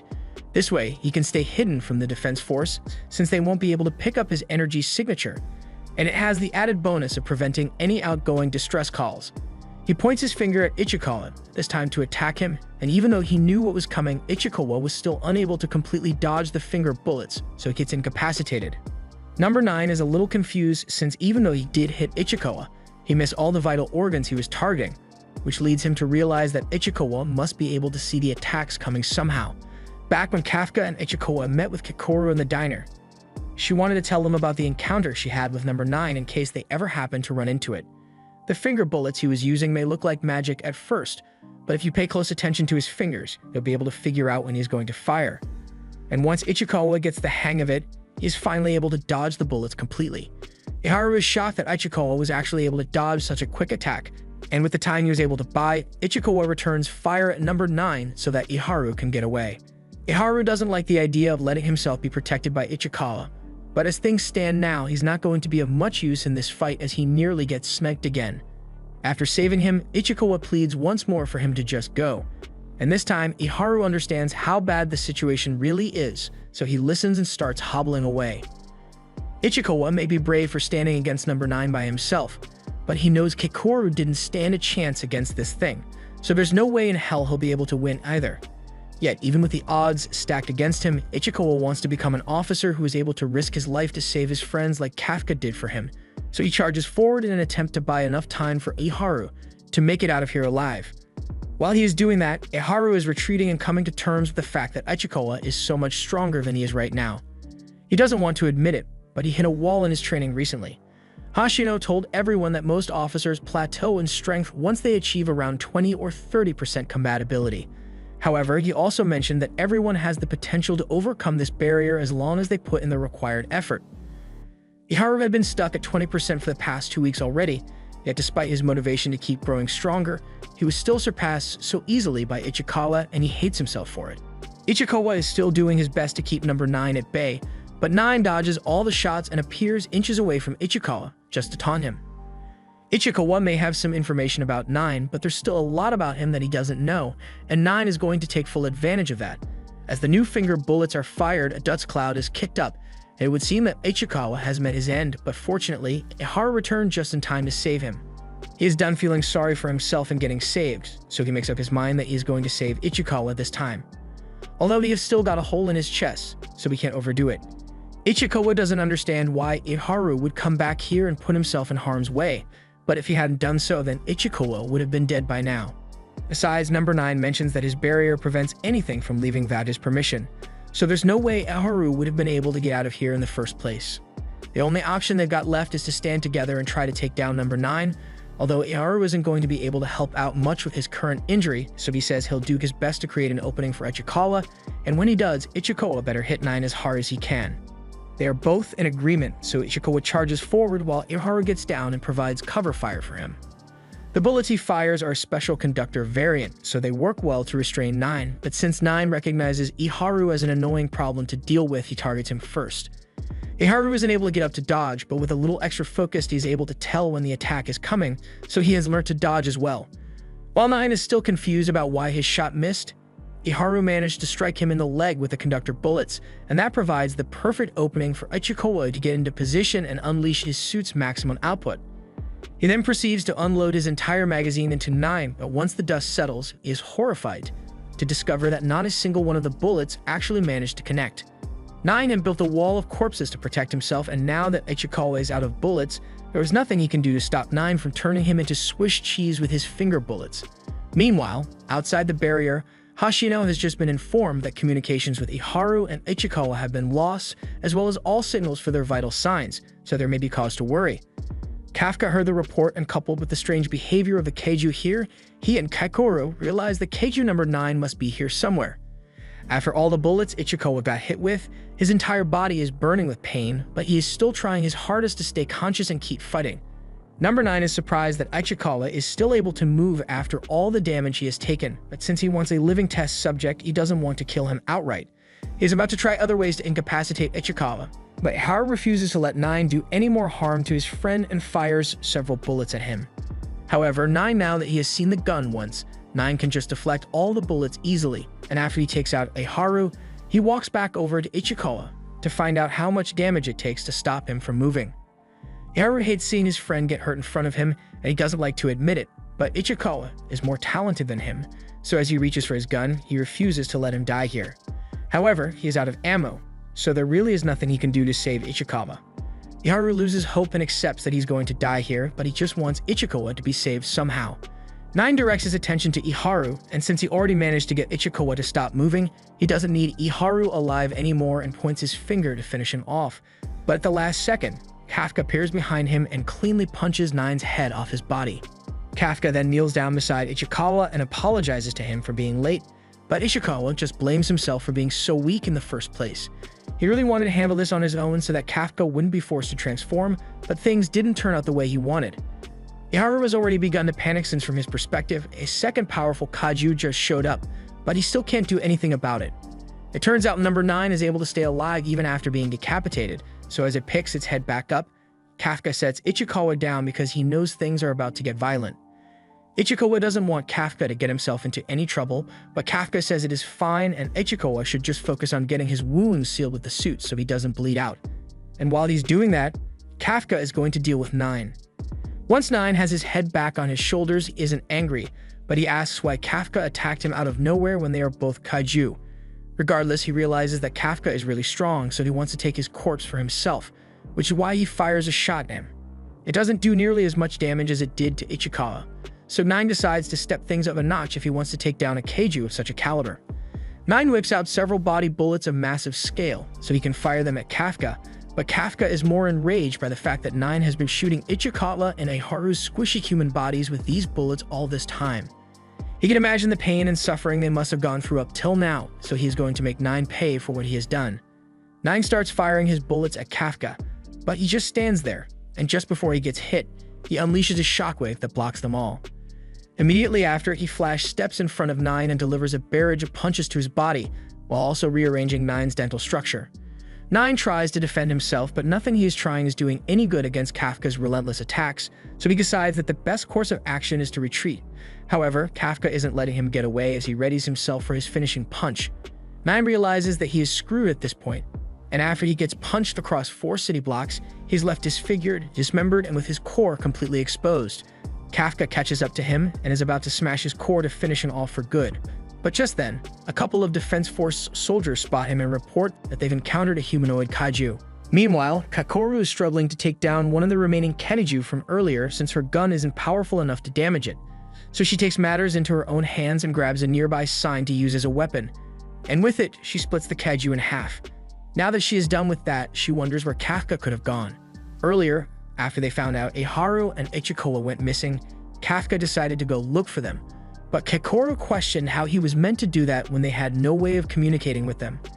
Kafka explained that as long as they are being attacked by the humanoid kaiju, then he should be able to sense their location. He then transformed and jumped away, but even if his intention was to save Ichikawa, transforming in the middle of an active Defense Force battle zone is insanely risky. The report of humanoid kaiju reaches Hoshino, so he starts moving to provide assistance. And back with Kafka, he got distracted by the officers, so number 9 was able to regenerate his body and escape imminent death. He says he has figured out how Kafka's body works, so next time he should be able to kill him. Kafka refuses to let there be a next time, so he prepares to chase after 9, but 9 opens fire on the Defense Force officers, so Kafka is forced to go back and defend them. 9 then uses the opportunity to disintegrate himself to get away, which is something I guessed he can just do, and since 9 has gotten away, Kafka thinks now would be a good time for him to leave as well. He punches the ground to create a distraction and then jumps into the air to escape. And while he is disappointed that he didn't manage to kill 9, he at least saved Ichikawa and Haru from dying, so he's happy with what he achieved. Just when he thinks he is in the clear, Vice Captain Hoshina appears behind him. He believes Kafka is the one who injured Ichikawa and Haru, so he is pretty pissed at this point and plans to take it out on Kafka. In a blink of an eye, Hoshina is right in front of him and nearly slices Kafka's head off, so Kafka is forced to retreat from him as he tries to land more strikes. Kafka recalls Hoshina telling him that he is particularly skilled when it comes to taking down smaller kaiju, and it looks like he wasn't joking. Kafka has only ever seen Hoshina when he was smiling, but he's a completely different person when he is serious. As Hoshina exits the alley, he requests permission to remove the limiter on his suit and unleashes his full combat power of 92, completely intent on killing off Kaiju number 8. Kafka doesn't want to hurt Hoshina, so he is hesitant to fight him since his fists are lethal weapons, but while he is still thinking, he gets slashed up in an instant by Hoshina, so he knows that he won't survive unless he takes this fight seriously. Hoshina jumps in for another attack, but Kafka is able to dodge it this time by leaping backward. However, that doesn't mean he has escaped Hoshina's wrath. As he is getting chased down, he is unable to harden his body quick enough to counter all of Hoshina's strikes. He may not be stronger than Kafka, but he is way faster than him. He thought Kakoru was amazing when she moved on the battlefield, but right now, Hoshina doesn't even look like he's human with how he's darting around. He performs another slash, and though Kafka was able to prevent it from being fatal, it still cuts deep into his body and exposes his core. He is trying to figure out what kind of move Hoshina used to slash him since he couldn't see it coming. So he finds a place to stand his ground and regenerate his damaged body. This is the first time he has had to regenerate his body, and he can already tell that doing this eats up a lot of his stamina, so he can't afford to get slashed like that again. Hoshina is still in hot pursuit, and he's been surprised throughout the whole fight. He's attacking with his full power, yet the Kaiju is still holding him off. That must mean it is at least a fortitude 8, but that's not the only strange thing about it. The way the Kaiju fights isn't normal, but it's not like it's going to matter anyway, since all he needs to do is make sure it can't counter his next attack. He charges up his blades, and once it's at full power, he sends out an energy wave in Kafka's direction. Kafka knows this is going to be bad, so he tries to jump out of the way, but still gets his leg cut off. And the moment of immobility caused by his missing leg was all Hoshina needed to close the distance and appear right under Kafka to finish him off. He strikes at Kafka's core, but he is shocked when he finds out that Kafka had grown a set of teeth to grab his blade and stop it from penetrating the core. He is now unable to pull his blade out, so Kafka takes the opportunity to retaliate and charges up one of his mega punches. But since he still doesn't want to kill Hoshina, he aims for the ground instead and blows him away with the pressure from the punch. And once Hoshina loses sight of him due to the kicked-up dust, Kafka vanishes into the night. Hoshina is disappointed in himself for failing to subjugate Kaiju number 8 just now, but he still needs to report what happened, so he calls Mina on the radio and informs her of the situation. Meanwhile, Kakoru is having a moment of deep thought about Kafka. He may have saved her back during the exam, but is it really alright for her to believe in him when he's a Kaiju? Just then, Kafka shows up after returning to his human form, and Kakoru's true feelings about him are as clear as the excitement on her face. Kafka apologizes for acting so recklessly, since she must have been worried about him. He's low on energy after all the regenerating he had to do to recover from his fight with Hoshina, so he nearly collapses, forcing Kakoru to hold him up. Kafka apologizes to her for not being able to finish off Kaiju number 9, but she says it's alright since she was planning to get her revenge personally and kill it with her own hands. Kafka smiles at her, but then he starts walking away even though he's in horrible condition. He says he wants to go to Ichikawa and Eiharu since they were injured really badly, but Kakoru pulls him back and asks if he has a medical degree that he plans to use to help them. They are already in the care of the Defense Force, and with the new medical technology they've been developing, Ichikawa and Eiharu should be healed up in no time. Kafka should instead be worrying about himself because not only did he get spotted by some officers, but he also got into a fight with Vice Captain Hoshina. If he's not careful, it's only going to be a matter of time before he gets found out. While everyone is finishing off the last of their targets and getting ready to head home, Hoshina is deep in thought over his encounter with Kaiju number 8. Mina approaches him since it's rare for him to be so upset, so rare in fact that she's taking a picture to remember it by. She then asks Hoshina if number 8 was really that strong and confirms it, stating that it is one of the strongest out there. If that's true, then number 8 is an anomaly since there hasn't been a Kaiju as strong as him in the past 5 years. It is fortunate that there have been no casualties caused by it yet, and it doesn't seem like the type to just indiscriminately attack people. And that's precisely why Hoshina found their fight strange. It had the opportunity to punch him, yet it chose to strike the ground instead, and throughout the entire fight, it felt more like Hoshina was fighting a human rather than a Kaiju. Mina tells Hoshina to take a break since he must be exhausted from his fight. She'll take over for him here, and on the matter of number 8, it doesn't matter what kind of Kaiju it is or how strangely it behaved. As long as it is a Kaiju, it's their job to neutralize it. Just then, Hoshina and Mina receive a report from one of the platoon leaders.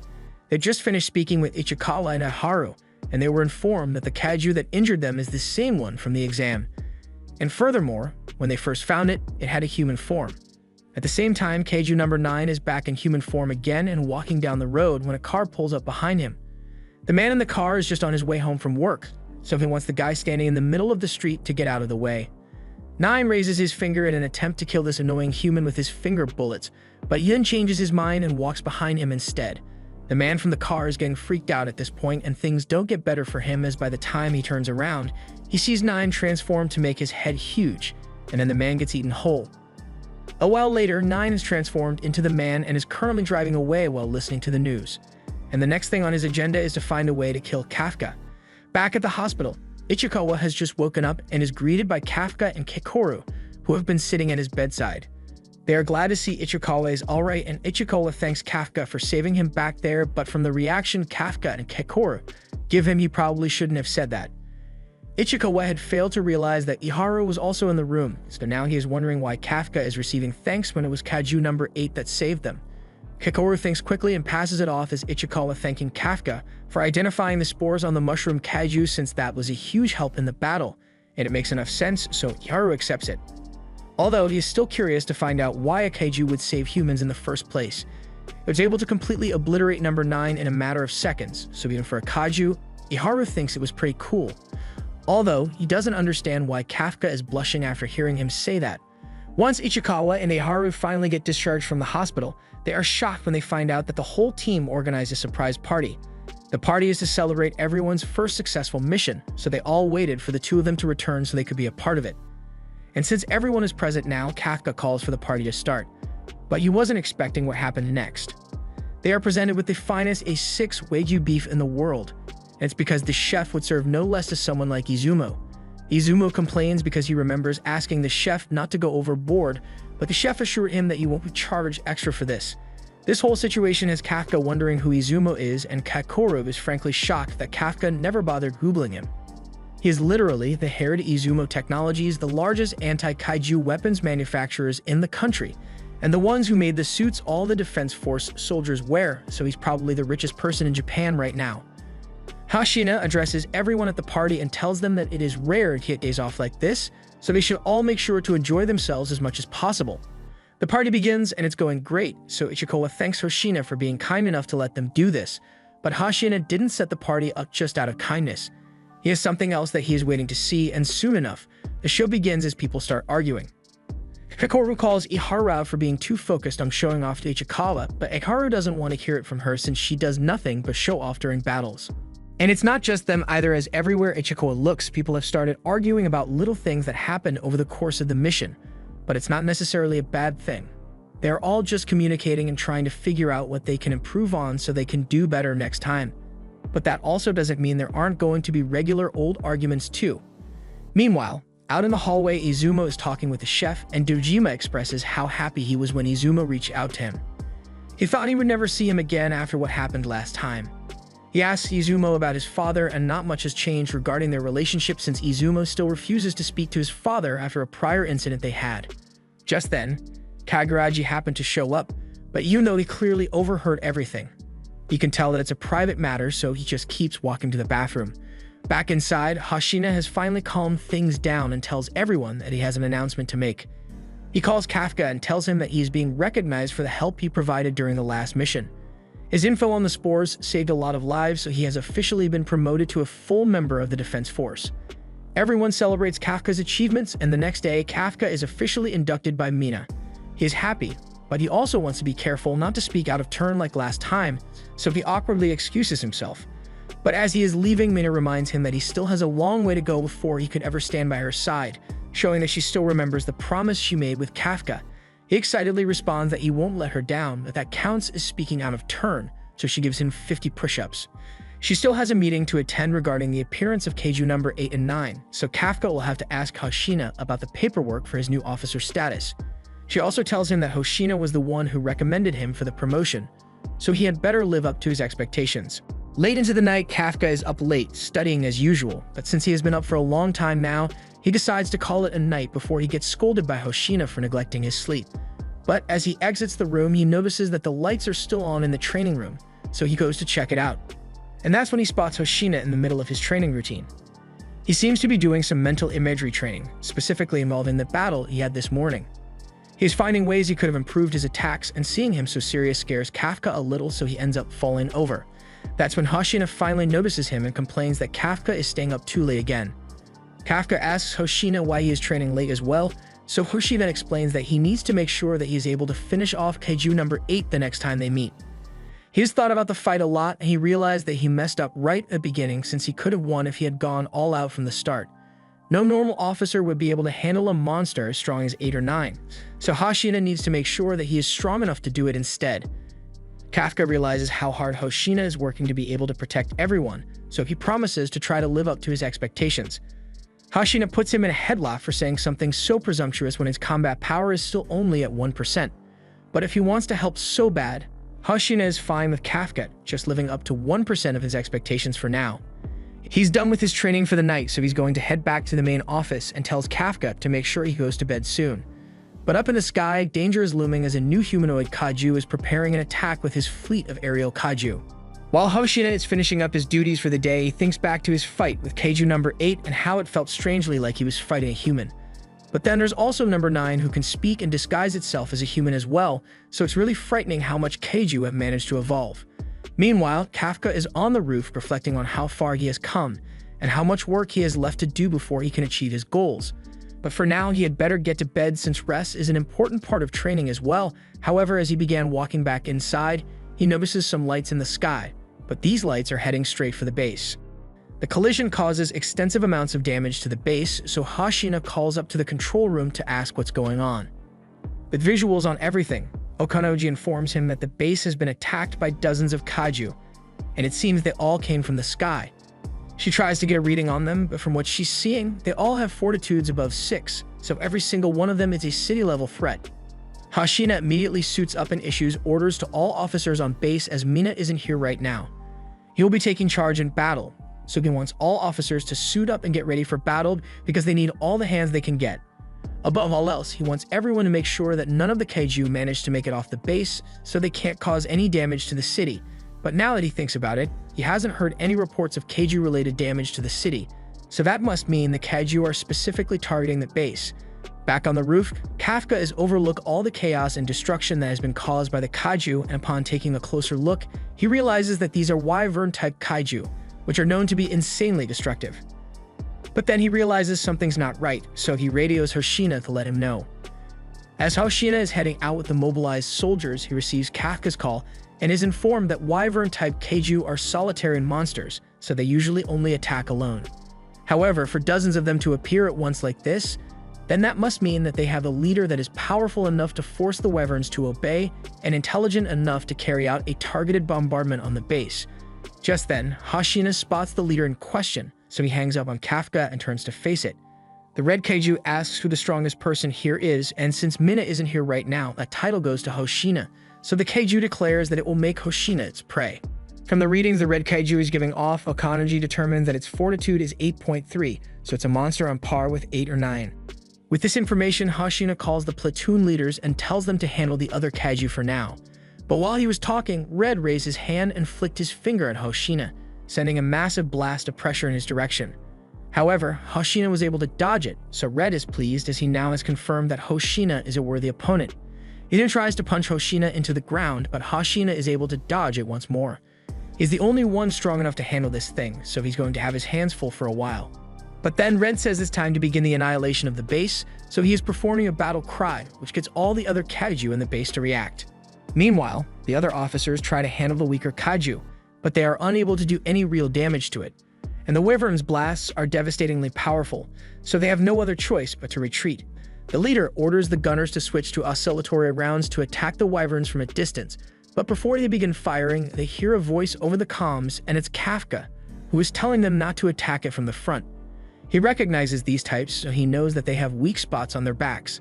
Their fronts are easier to hit when they are in flight, which is why they have such thick frontal skin, but their cores are located somewhere around their backs, which have really thin skin, so it's the perfect spot to target. The information Kafka provided is much appreciated, so the leader forms a new strategy and splits his team into 2 groups, one to distract the Wyvern and another to aim for the back. With the new strategy, Kaguraji and Izumo team up to take one down, so while Kaguraji fires from the front to draw its attention, Izumo sneaks up behind the Wyvern and gets ready to fire. However, another Wyvern appears out of nowhere and ruins Izumo's shot. This is the first time he has seen Kaiju actually working together, so they won't be able to get a clear shot from the back as easily. If they can't attack from the back, they don't have many other options available to them, but Kekoru says she has an idea. They then see Kekoru dashing straight towards Ona the Kaiju, and even if it's harder to attack from the front due to the thick skin, it doesn't mean it's invincible, so with enough force, Kekoru is still able to smash straight through with her new battle axe. A while back, Kekoru met up with Mina and Hoshina because they wanted to give her a custom weapon. She was surprised by this suddenly proposition since only captains usually receive custom weapons, but with Kekoru's level of strength, they believe it's worth making an exception. There have been far too many Kaiju incidents this year, so since Kekoru is the 3rd most powerful person on the base, they want her to be equipped to act as part of their main attack force, meaning she has the responsibility of taking down the Kaiju that no one else can. Kekoru is pleased with the force output of the axe, even if it is just a prototype, but she still doesn't like how it makes her look like a barbarian. There are still other wyverns to handle, so Kekoru dodges the fire blast and showcases the special abilities of her new axe. It was made to produce a shockwave for extra damage so Kakoru can use it to create a shockwave behind her, thereby speeding up her attack, and is clearly devastating. But as another wyvern attacks her, we see the secondary use of the shockwave mechanics, as even without making contact, Kakoru is still able to blast through the guts of the kaiju. Kakoru hears another kaiju approaching, but when she turns to face it, she realizes that it is attacking from the sky and she isn't prepared to handle an aerial attack, but luckily, Ichikawa is here to assist her by blasting the kaiju with freeze rounds and forcing it down to the ground. Kakoru is impressed that Ichikawa has grown strong enough to handle fighting a strong kaiju like this, so while he provides cover fire, she runs in and beheads the kaiju. She then tells him that she'd like him to help her take down more kaiju, and Ichikawa is more than happy to do so. With the new formation, Kakoru and Ichikawa will be the main attacking force, and all the others will try to attack the wyverns from the back whenever they are distracted. Hashina can tell Kakoru and the other officers are doing well, so there's no need to worry about them. However, he still needs to worry about himself as Red isn't giving him any chances to catch his breath.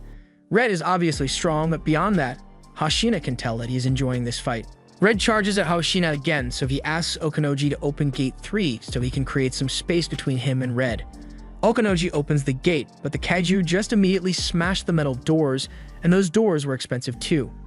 Hashina loses sight of Red, and by the time he realizes it, Red is already behind him and lined up for a gnarly punch. Hashina is sent flying into a building, but Red is left astonished at just how strong Hashina really is since in the moment of impact for the punch. Hashina was able to block to minimize the damage and even sliced off Red's arm. And as he emerges from the rubble, he declares that he'll be going all out now since he has managed to lure Red far enough away that he doesn't have to worry about hurting the other officers in the process. At the same time, one of the other officers has been backed into a corner by a wyvern, and the only one close enough to save her is Kafka, but at the speed he is going, he won't be able to make it there in time.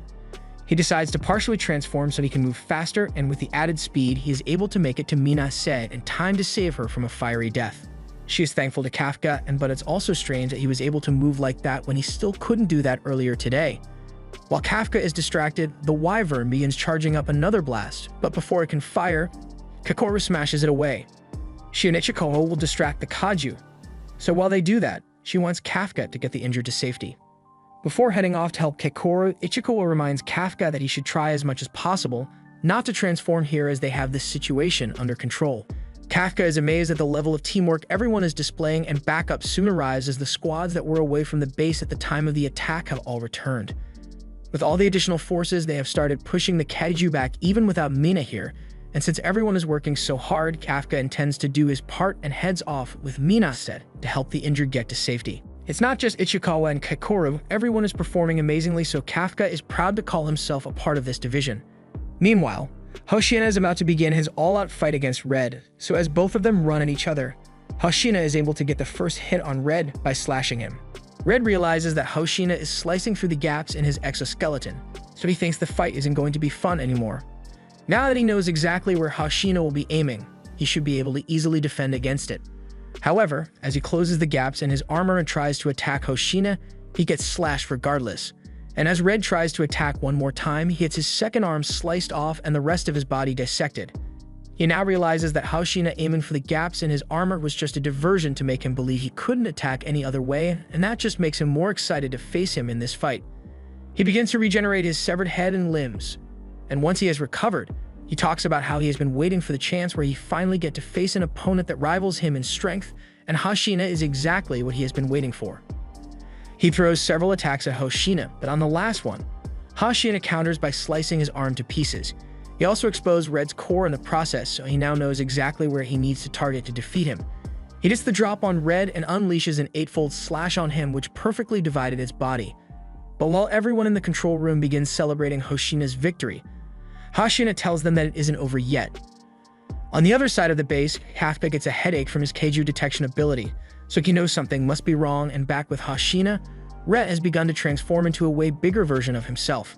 He spits out ultra-high temperature steam, and his fortitude begins to rise until he reaches a fortitude of 9 and is more fierce than ever. With Red's new massive size, Hoshina is going to be put at a huge disadvantage since he's out of his element now. Red's transformation also resonates with Kafka, and knowing something must be going wrong, Kafka starts running towards Hoshina and Red's fight. Red attempts to squish Hoshina, but he dodges out of the way and runs along his arm in order to slash as many times as possible. and while Hoshina may be trying his best to keep fighting, his blades aren't able to cut all the way through due to the size difference. This is why he always hates having to fight massive kaiju. But now that he finds himself in this situation, he just needs to use his speed advantage to avoid getting hit and stroke at Red's core when the opportunity presents itself. However, he suddenly feels a sharp pain in his body as a result of him overexerting himself in this battle. It has been 10 minutes since Hoshina started using maximum output, so Okanoji urges him to shut it down quickly before he damages his body too much. However, in the heat of battle, he doesn't have the luxury of fighting at less than max output.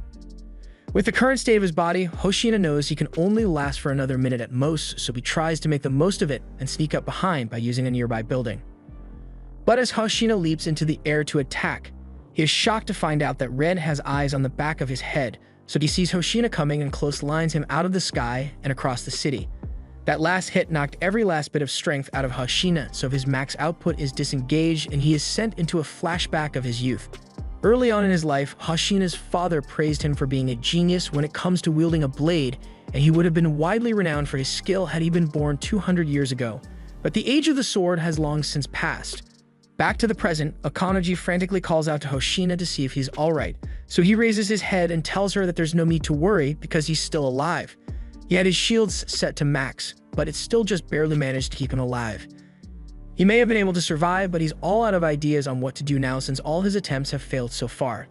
He asks for a status update on how the rest of the team is handling their tasks, so Okanoji informs him that civilians are almost completely evacuated and the wyverns are steadily being defeated. Hoshina is glad to hear that everyone is holding out well, so he plans to keep doing his best, even if it kills him. Despite Okanoji's protests, Hoshina leaps into the air and slashes Red, but the cut heals almost instantly, and Red now knows for sure that Hoshina has no way of defeating him. He then sends an exploding wyvern after him, and Hoshina is sent into another flashback. His father asked him to give up on his dream of joining the defense force since sword skills won't hold up in the war against Kaiju. People have been telling him that his blade skills are useless against Kaiju for a long time now, but Mina told him something different. The day he met her, rather than criticize him, she asked for Shina to join her force since he is exactly the person she needed. She can't use blades at all, so she asks that when the time comes for her to shoot her target, that Hoshina would be beside her to make a path for a clear shot. Mina left him in charge of the base while she is gone, so no matter what it costs him, he won't let it get destroyed. Hoshina keeps slashing away at Red, and he's throwing every attack he knows at him, but he ends up getting caught by Red and is about to be squished to death. Kafka sees this happen, so he starts running over to help, fully intent on transforming to save Hoshina's life. However, just before he transforms, he hears Mina's voice over the comms, and Hoshina is relieved because he knows victory is almost certain now. And in that same moment, Red is hit with a blast out of nowhere and his arm is destroyed. Mina is on a nearby roof with her railgun ready, so she fires another shot to destroy Red's other arm before getting out of there to avoid getting counterattacked. Red is still able to regenerate its body really quickly, so Okanoji informs Mina that his core should be located somewhere around its backs, so Mina gets ready to take aim once more. Hoshina still has some fight left in him, so he is determined to do everything within his heavily damaged body's power to make sure Mina gets a clear shot. He activates his soup again and takes it up to 63% power so that he can slash Red's legs and thigh to make him slower, but Okanoji tells him what he's doing is crazy because he already maxed out his suit, so going any further with it could have dire consequences for him. Hoshina is well aware of the risks involved in his actions, but even with his desperate charge, Red is still able to heal all the damage instantly, so Hoshina still isn't doing enough damage to keep him immobilized. His power output is too low, so he doesn't know how he's going to get the explosive force necessary to bring Red down, but just then, Kakoru jumps in and tries to do some damage with her axe to help Hoshina, but even with her incredible strength, she is still far too weak to even scratch Red's hard exoskeleton. She may not be able to damage Red on her own, but her presence has given Hoshina an idea, so he asks her to keep attacking to follow his lead so she can chop into the wounds he creates when he slashes Red. Kakoru is on board, so with the two working together, they put their plan into action and Hoshina slashes open Red's shell, while Kakoru delivers an explosive blow to the exposed flesh.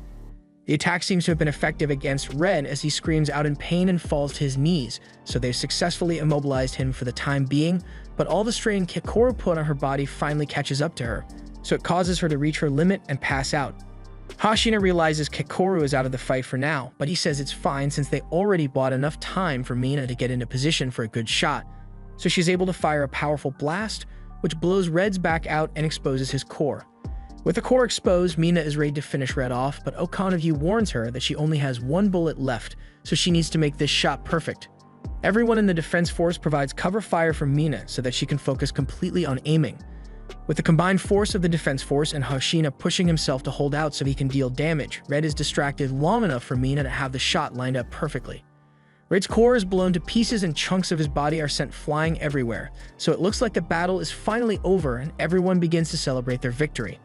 Kafka is overcome with emotion after seeing how hard everyone worked and how cool they looked doing it, so he feels even more motivated to become strong enough to stand by Mina's side in battle someday. Ichikawa jokes about Kafka's face looking like a mess, and Kafka feels like that's unfairly harsh, but then Ichikawa tells him he feels the same way about wanting to grow stronger, so they should work together to achieve their goals. Over with Kikoru, Hoshina, and Mina.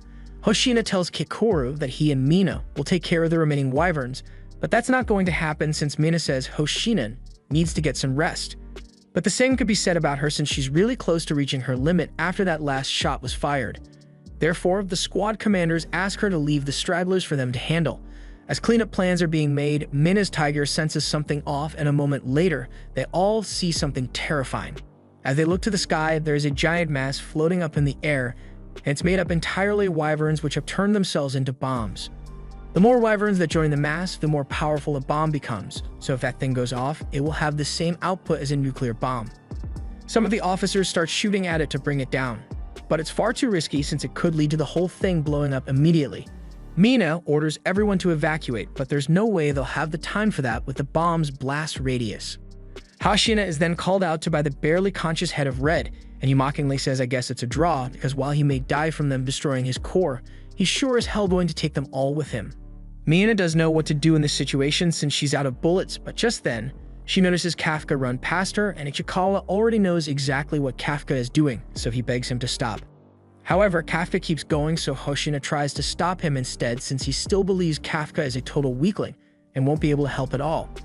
However, when he chases after him, he realizes Kafka is moving like a freaking track star, and there's no way he should be capable of doing that with the 1% suit power that he's able to use. Kafka begins to transform as he runs, and once he is fully turned, everyone is completely shocked. Okanagi begins receiving readings of a new Kaiju on the battlefield with a fortitude of 9.8, and there's no mistaking it because everyone is certain that the monster in front of them is Kaiju number 8. Hoshina had thought something was off about Kafka from the first day he saw him, but he ended up liking him so much that he just never even considered the possibility that he may have been 8. Kafka internally apologizes to Hoshina for deceiving him all this time and betraying his expectations.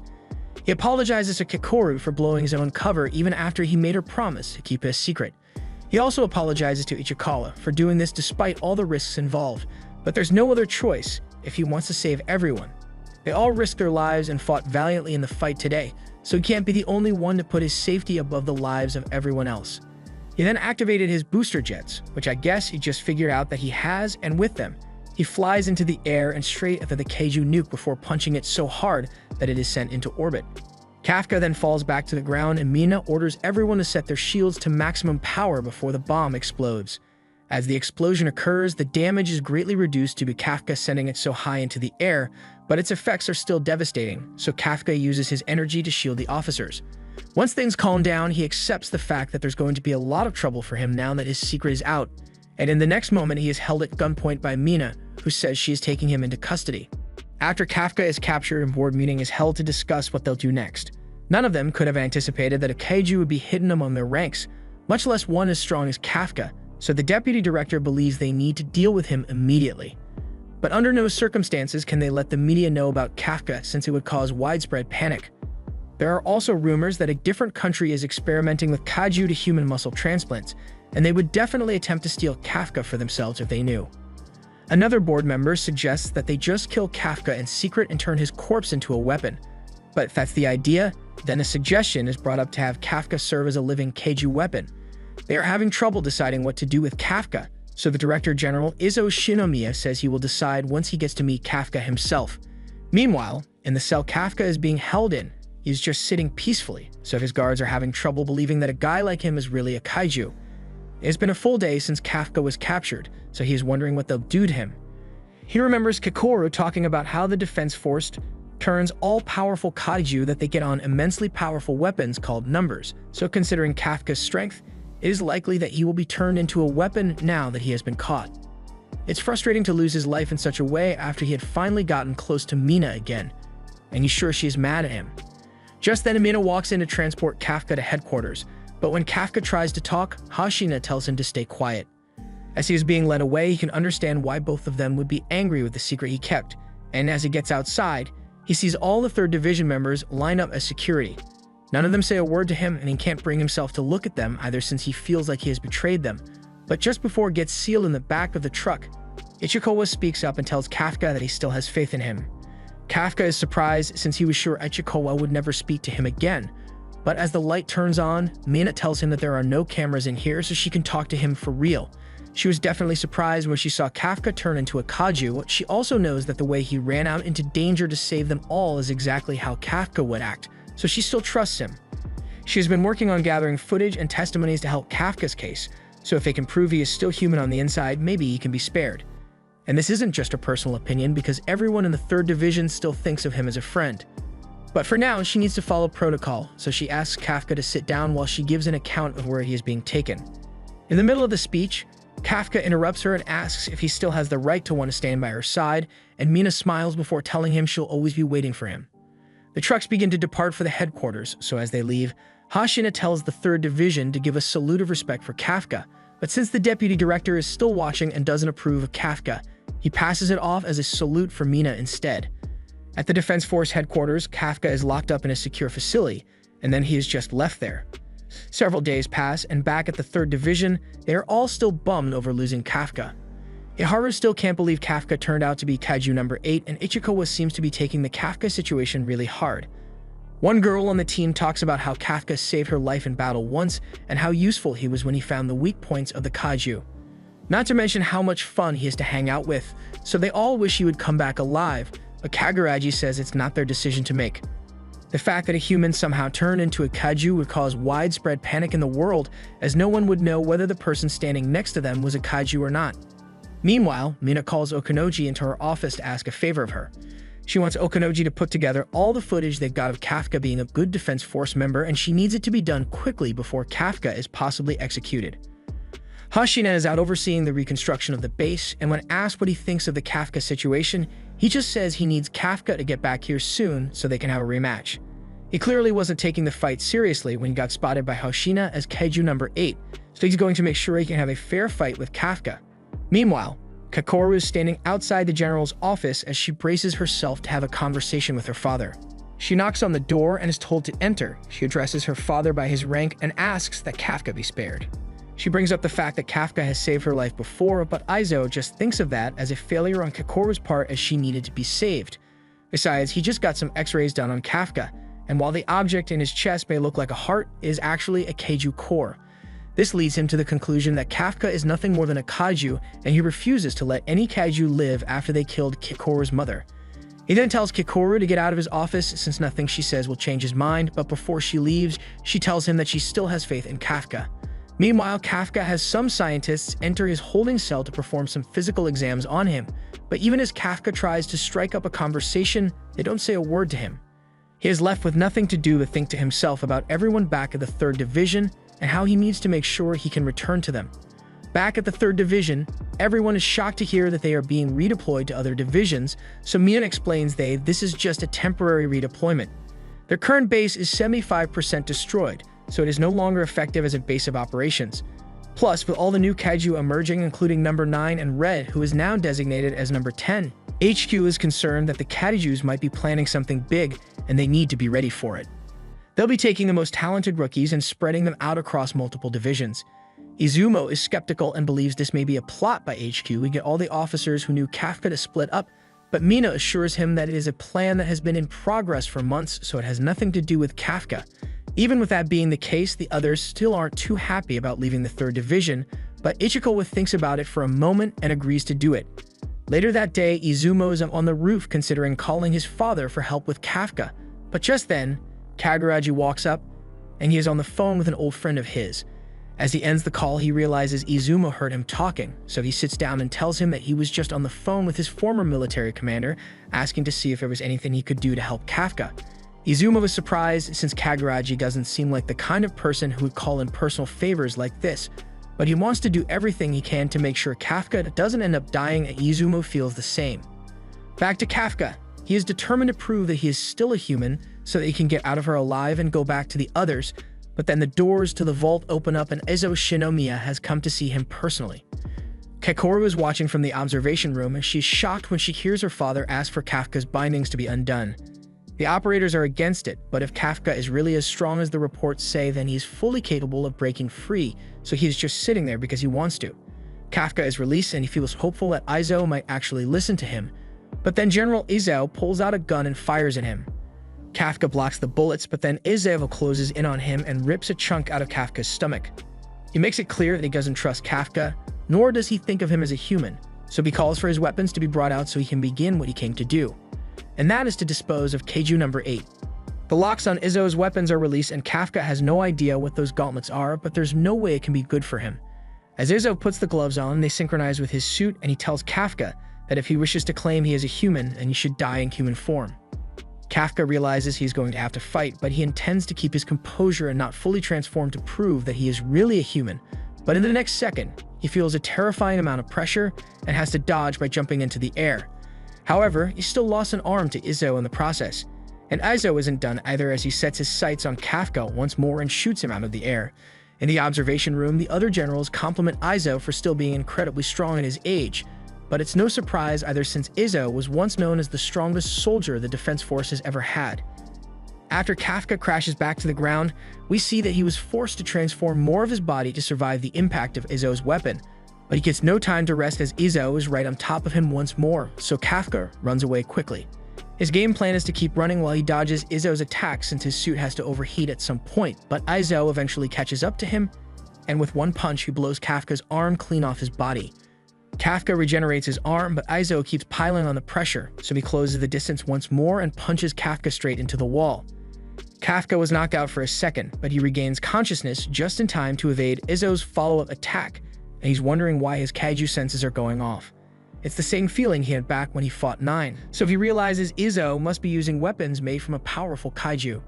The weapons Izo uses are made from the remains of Kaiju number 2, which was taken down after it nearly destroyed Sapporo in 1972. It possessed incredible destructive power and pride to not give up until the moment it died. So with weapons made from a monster like that, Izo, as the only man capable of using it, is completely unmatched. Kafka doesn't want to get hit by another one of those punches, so he tries to dodge again, but he is unable to move because Izo already destroyed both his legs before he could realize it. Izo now has a clean shot and lands another punch which should be fatal to Kafka. However, as the dust settles this time, we see that Kafka managed to block it by fully transforming. However, Keikoru realizes something is off about him and she seems to be right as Kafka lets out a terrifying screech that shakes the vault to its foundation. Inside Kafka's head, he is unable to move or control his body at all, which means the Kaiju instincts have taken over. He was trying to prove to Izo that he is a human, but now he is actually no different from an actual Kaiju, and that monster that started all this appears next to Kafka, telling him to kill humans. With no control over his Kaiju body, Kaiju number 8 begins charging at Izo with intent to kill. While all this is going on, Ichikawa is pushing himself hard with his workout, so Iharu asks him to take a break. He also asks Ichikawa what he was thinking when he agreed to get moved to a different unit, so Ichikawa responds that he wants to become stronger. Iharu tells him that he could still get strong if he stayed in their unit, and while that may be true, Ichikawa wants to get stronger as fast as possible so that he can protect Kafka next time instead of needing to be protected. Iharu asks if Ichikawa really thinks Kafka is going to make it back to them, but he doesn't just believe it, he knows it for a fact. And when Kafka returns, he doesn't want to regret his weakness anymore. After hearing Ichikawa's reasons, Iharu gets the sudden urge to train hard as well so he doesn't fall behind. But then they get interrupted by the platoon leaders. They know today is the day HQ makes their decision on what to do with Kafka, so it must be hard to stay focused at a time like this, but they assure Ichikawa and Iharu that things will probably be alright since they all sent in letters asking for Kafka to be spared and Mina was even summoned as well, so there has to be some good news. Meanwhile, as Mina arrives at the Defense Force HQ, she is informed that Director Izo Shinomiya is currently testing Kafka, so she should wait in the meeting room until he returns, but she doesn't have a high enough rank to be allowed to sit, so she is told to just stand next to the table. At the same time, the fight between Izzo and Kafka is still going on, and as Kafka charges at him, he unleashes a jet-powered punch straight at Izzo, but Izzo dodges it and remarks that Kafka is incredibly fast, but still easy to predict.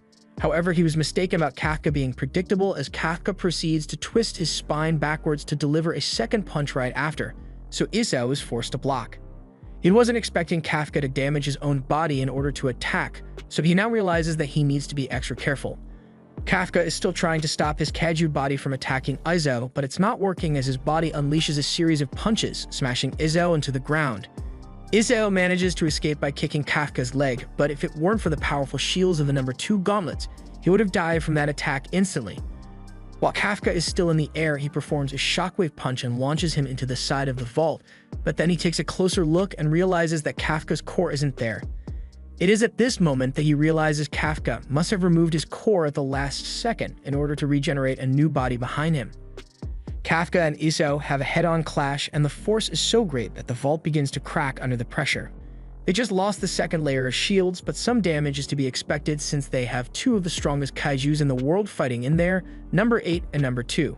Still, the deputy finds it strange that the fight has lasted this long in the first place, since Izzo could have easily killed Kafka with his first attack, while Kafka was still holding back if he really wanted to, and Kakoru assumes that this must mean her father is trying to give Kafka a chance to prove himself. Back at the 3rd Division base, Kaguraji is talking about how he came to the defense force because he wanted to save lives, but he ended up getting saved by Kafka instead. Even if he is a Kaiju, he has saved many lives and hasn't done any harm whatsoever, so he firmly believes Kafka should be judged based on his actions.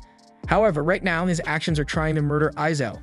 Izzo dodges Kafka's punch and gets behind him to deliver several shockwave punches of his own. However, while they looked like they did damage before Izzo could even land on the ground, he has a huge chunk of his abdomen carved out by Kafka, and things are starting to look bad for him.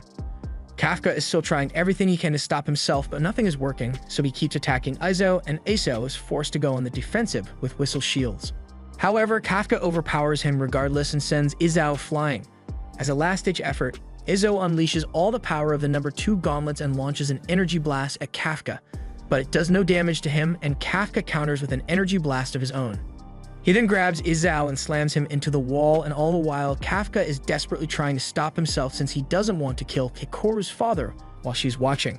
Kakoru can't bear to see her father be put on the verge of death, and she remembers the promise she made to Kafka about killing him if he ever became a danger to mankind, but she still wants to have faith that Kafka can regain control of himself. Kafka is giving it everything. He has got to take control of his body back, but then that Kaiju worm shows up out of nowhere and chomps down on him. It looks like Kafka has permanently lost control of his body now, and Izzo is regretting his choice to give Kafka a chance. But while he is drowning in the metaphoric pool of his mind, Kafka sees a memory of Mina saying she will be waiting for him. And that was enough to give him the will for one final push to control his body. So before he could punch Izzo to death, he uses his arm to stab himself through the chest, and before he passes out, he tells Izzo once more that he is not just a Kaiju. After Kafka collapses, he immediately has a blade brought to his neck, but Izzo tells Narumi to stand down. Narumi reluctantly withdraws his blade and tells his men to stand down, but Izzo went through all the trouble of asking Narumi, the 1st Division commander, to stand by his backup, yet while he was getting his ass handed to him, he refused to give the signal to engage. Izzo says he had everything under control, although Kafka was a bit stronger than he had expected. He then calls for the base medics to come in and take Kafka away for treatment since his core may be damaged. In the meantime, Narumi asks Izzo what he intends to do with Kafka now, and it looks like Izzo has already made up his mind. Later, a board meeting is held where they tell Mina that Izzo has already decided on what will be done with Kafka, but they would like to hear a testimony from Mina as his commanding officer. She has been watching Kafka since the day he joined the defense force, but their records show that she has known him from long before either of them joined the force. Mina confirms this to be true, although she adds that she has never once given him any sort of preferential treatment. The board knows this to be true since Mina even elected to fail Kafka during the exam, and it was actually Hoshina who elected to have Kafka be accepted. Before they start, they make it clear to Mina that a decision has already been reached, so her testimony will have no effect on the fate of Kafka. They are just asking for her testimony as part of the paperwork they need to do, so they don't want her to feel responsible whatever the outcome may be. Mina understands, so she begins giving her report on Kafka. She can't confirm whether Kafka is truly a human or a Kaiju, but she can attest to his actions as a defense force member. During the Mushroom Kaiju incident, Kafka contributed to his team by discovering the reproductive organs that would have caused a citywide disaster otherwise. And most notably, he saved everyone in the 3rd Division and the surrounding area from being wiped out by the Kaiju bomb. The board members don't seem to care about the lives Kafka saved and instead say that he only managed to accomplish that by using his Kaiju powers. Mena doesn't deny it since when he first joined, his combat power was 0%, so he was only allowed to pass as a backup. He had also failed the exam 12 times prior to that, so in terms of age, he is the oldest person on her team. However, in spite of all this and the fact that his body got turned into a Kaiju, he never stopped trying to save people. Out of all the people she knows, Kafka hates giving up the most, and he has more humanity than anyone else. If anything is going to be considered when deciding the fate of Kafka, Mena believes it should be his heart. The board members become irate because they didn't ask for her personal opinion, but Iso thanks Mena for her time and says she can return to her post now. Once Mena leaves, the other board members believe they can just ignore everything she said and go ahead with the execution of Kafka. However, the decision is still one for Iso to make. Down in the medical bay, Kafka is being treated for his wounds, and while he is unconscious, we learn that he has a deep hatred for Kaiju after what they made Mena go through during their childhood. So he decided that if he was going to end up becoming an actual Kaiju and losing his mind, he would rather die as a human. Kafka later wakes up in a hospital bed and he is surprised to still be alive, but then he notices Izo sitting at his bedside. Izo tells Kafka that there's no need to worry since he isn't here to hurt him, but Kafka was just relieved that he didn't end up killing Izo since he would never be able to face Kikoru again if he did. He then asks if he has been accepted by the council as a human, but Izo tells him that if Kafka really was a human, then impaling himself through the chest should have been a guaranteed death sentence, yet he still managed to survive. The council has decided that Kafka is a Kaiju without a doubt, but whether he is a threat or not remains to be seen. Right now, there are a lot of people opposed to letting Kafka live, and when Izo made the decision not to turn Kafka into Kaiju equipment, but rather let him live and fight for them, everyone in the room began to strongly protest.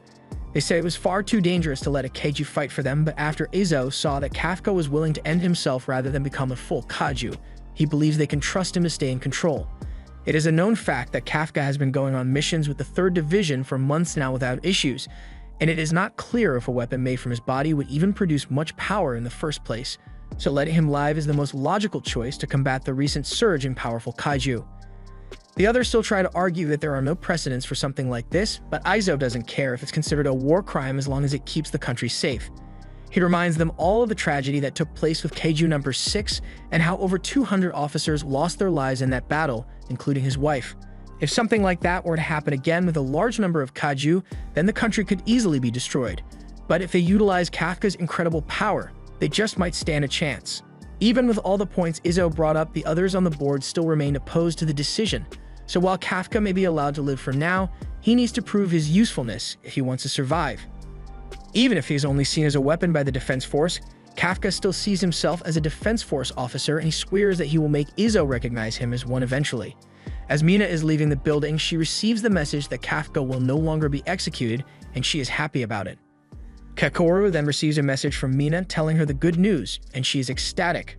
But she also realizes that she can't be too happy about it since she needs to get stronger, otherwise she won't be able to keep her promise to Kafka and stop him if he ever loses control again. Ichikawa and the others also receive the news, and Eharu jumps for joy once he finds out. Ichikawa is pretty calm since he already knew that Kafka would find a way to make it back to them, so he is going to work even harder so he'll be stronger by the time Kafka returns. Bokunoji and Hoshina receive the news as well, but while Hoshina is happy for Kafka, he knows the hard part is only beginning, as when other organizations find out that they have a Kaiju among their ranks, they are sure to voice their disapproval. It may be a secret for now, but eventually people will find out, so Kafka needs to prove his worth before then, so that no one can complain about his presence. It's going to be a lot of hard work, but Kafka is willing to do whatever it takes. Meanwhile, Kaiju number 9 has been taking over the world's chess leaderboards to figure out how smart humanity is, and he is not impressed. On an individual level, humans aren't very smart, but their strength is in their ability to share information with one another, so he just needs to account for that. He then communicates with one of his clones and asks how his job is coming along, to which the clone responds that it has mapped out the base, so they are all set to move on to the next phase of their plan. And that plan is to regain the Kaiju power that fell into the hands of the humans. This was the end of Season 1. Thanks for watching. Subscribe for more awesome anime recaps.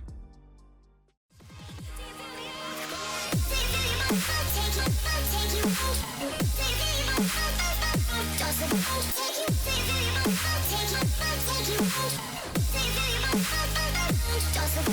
you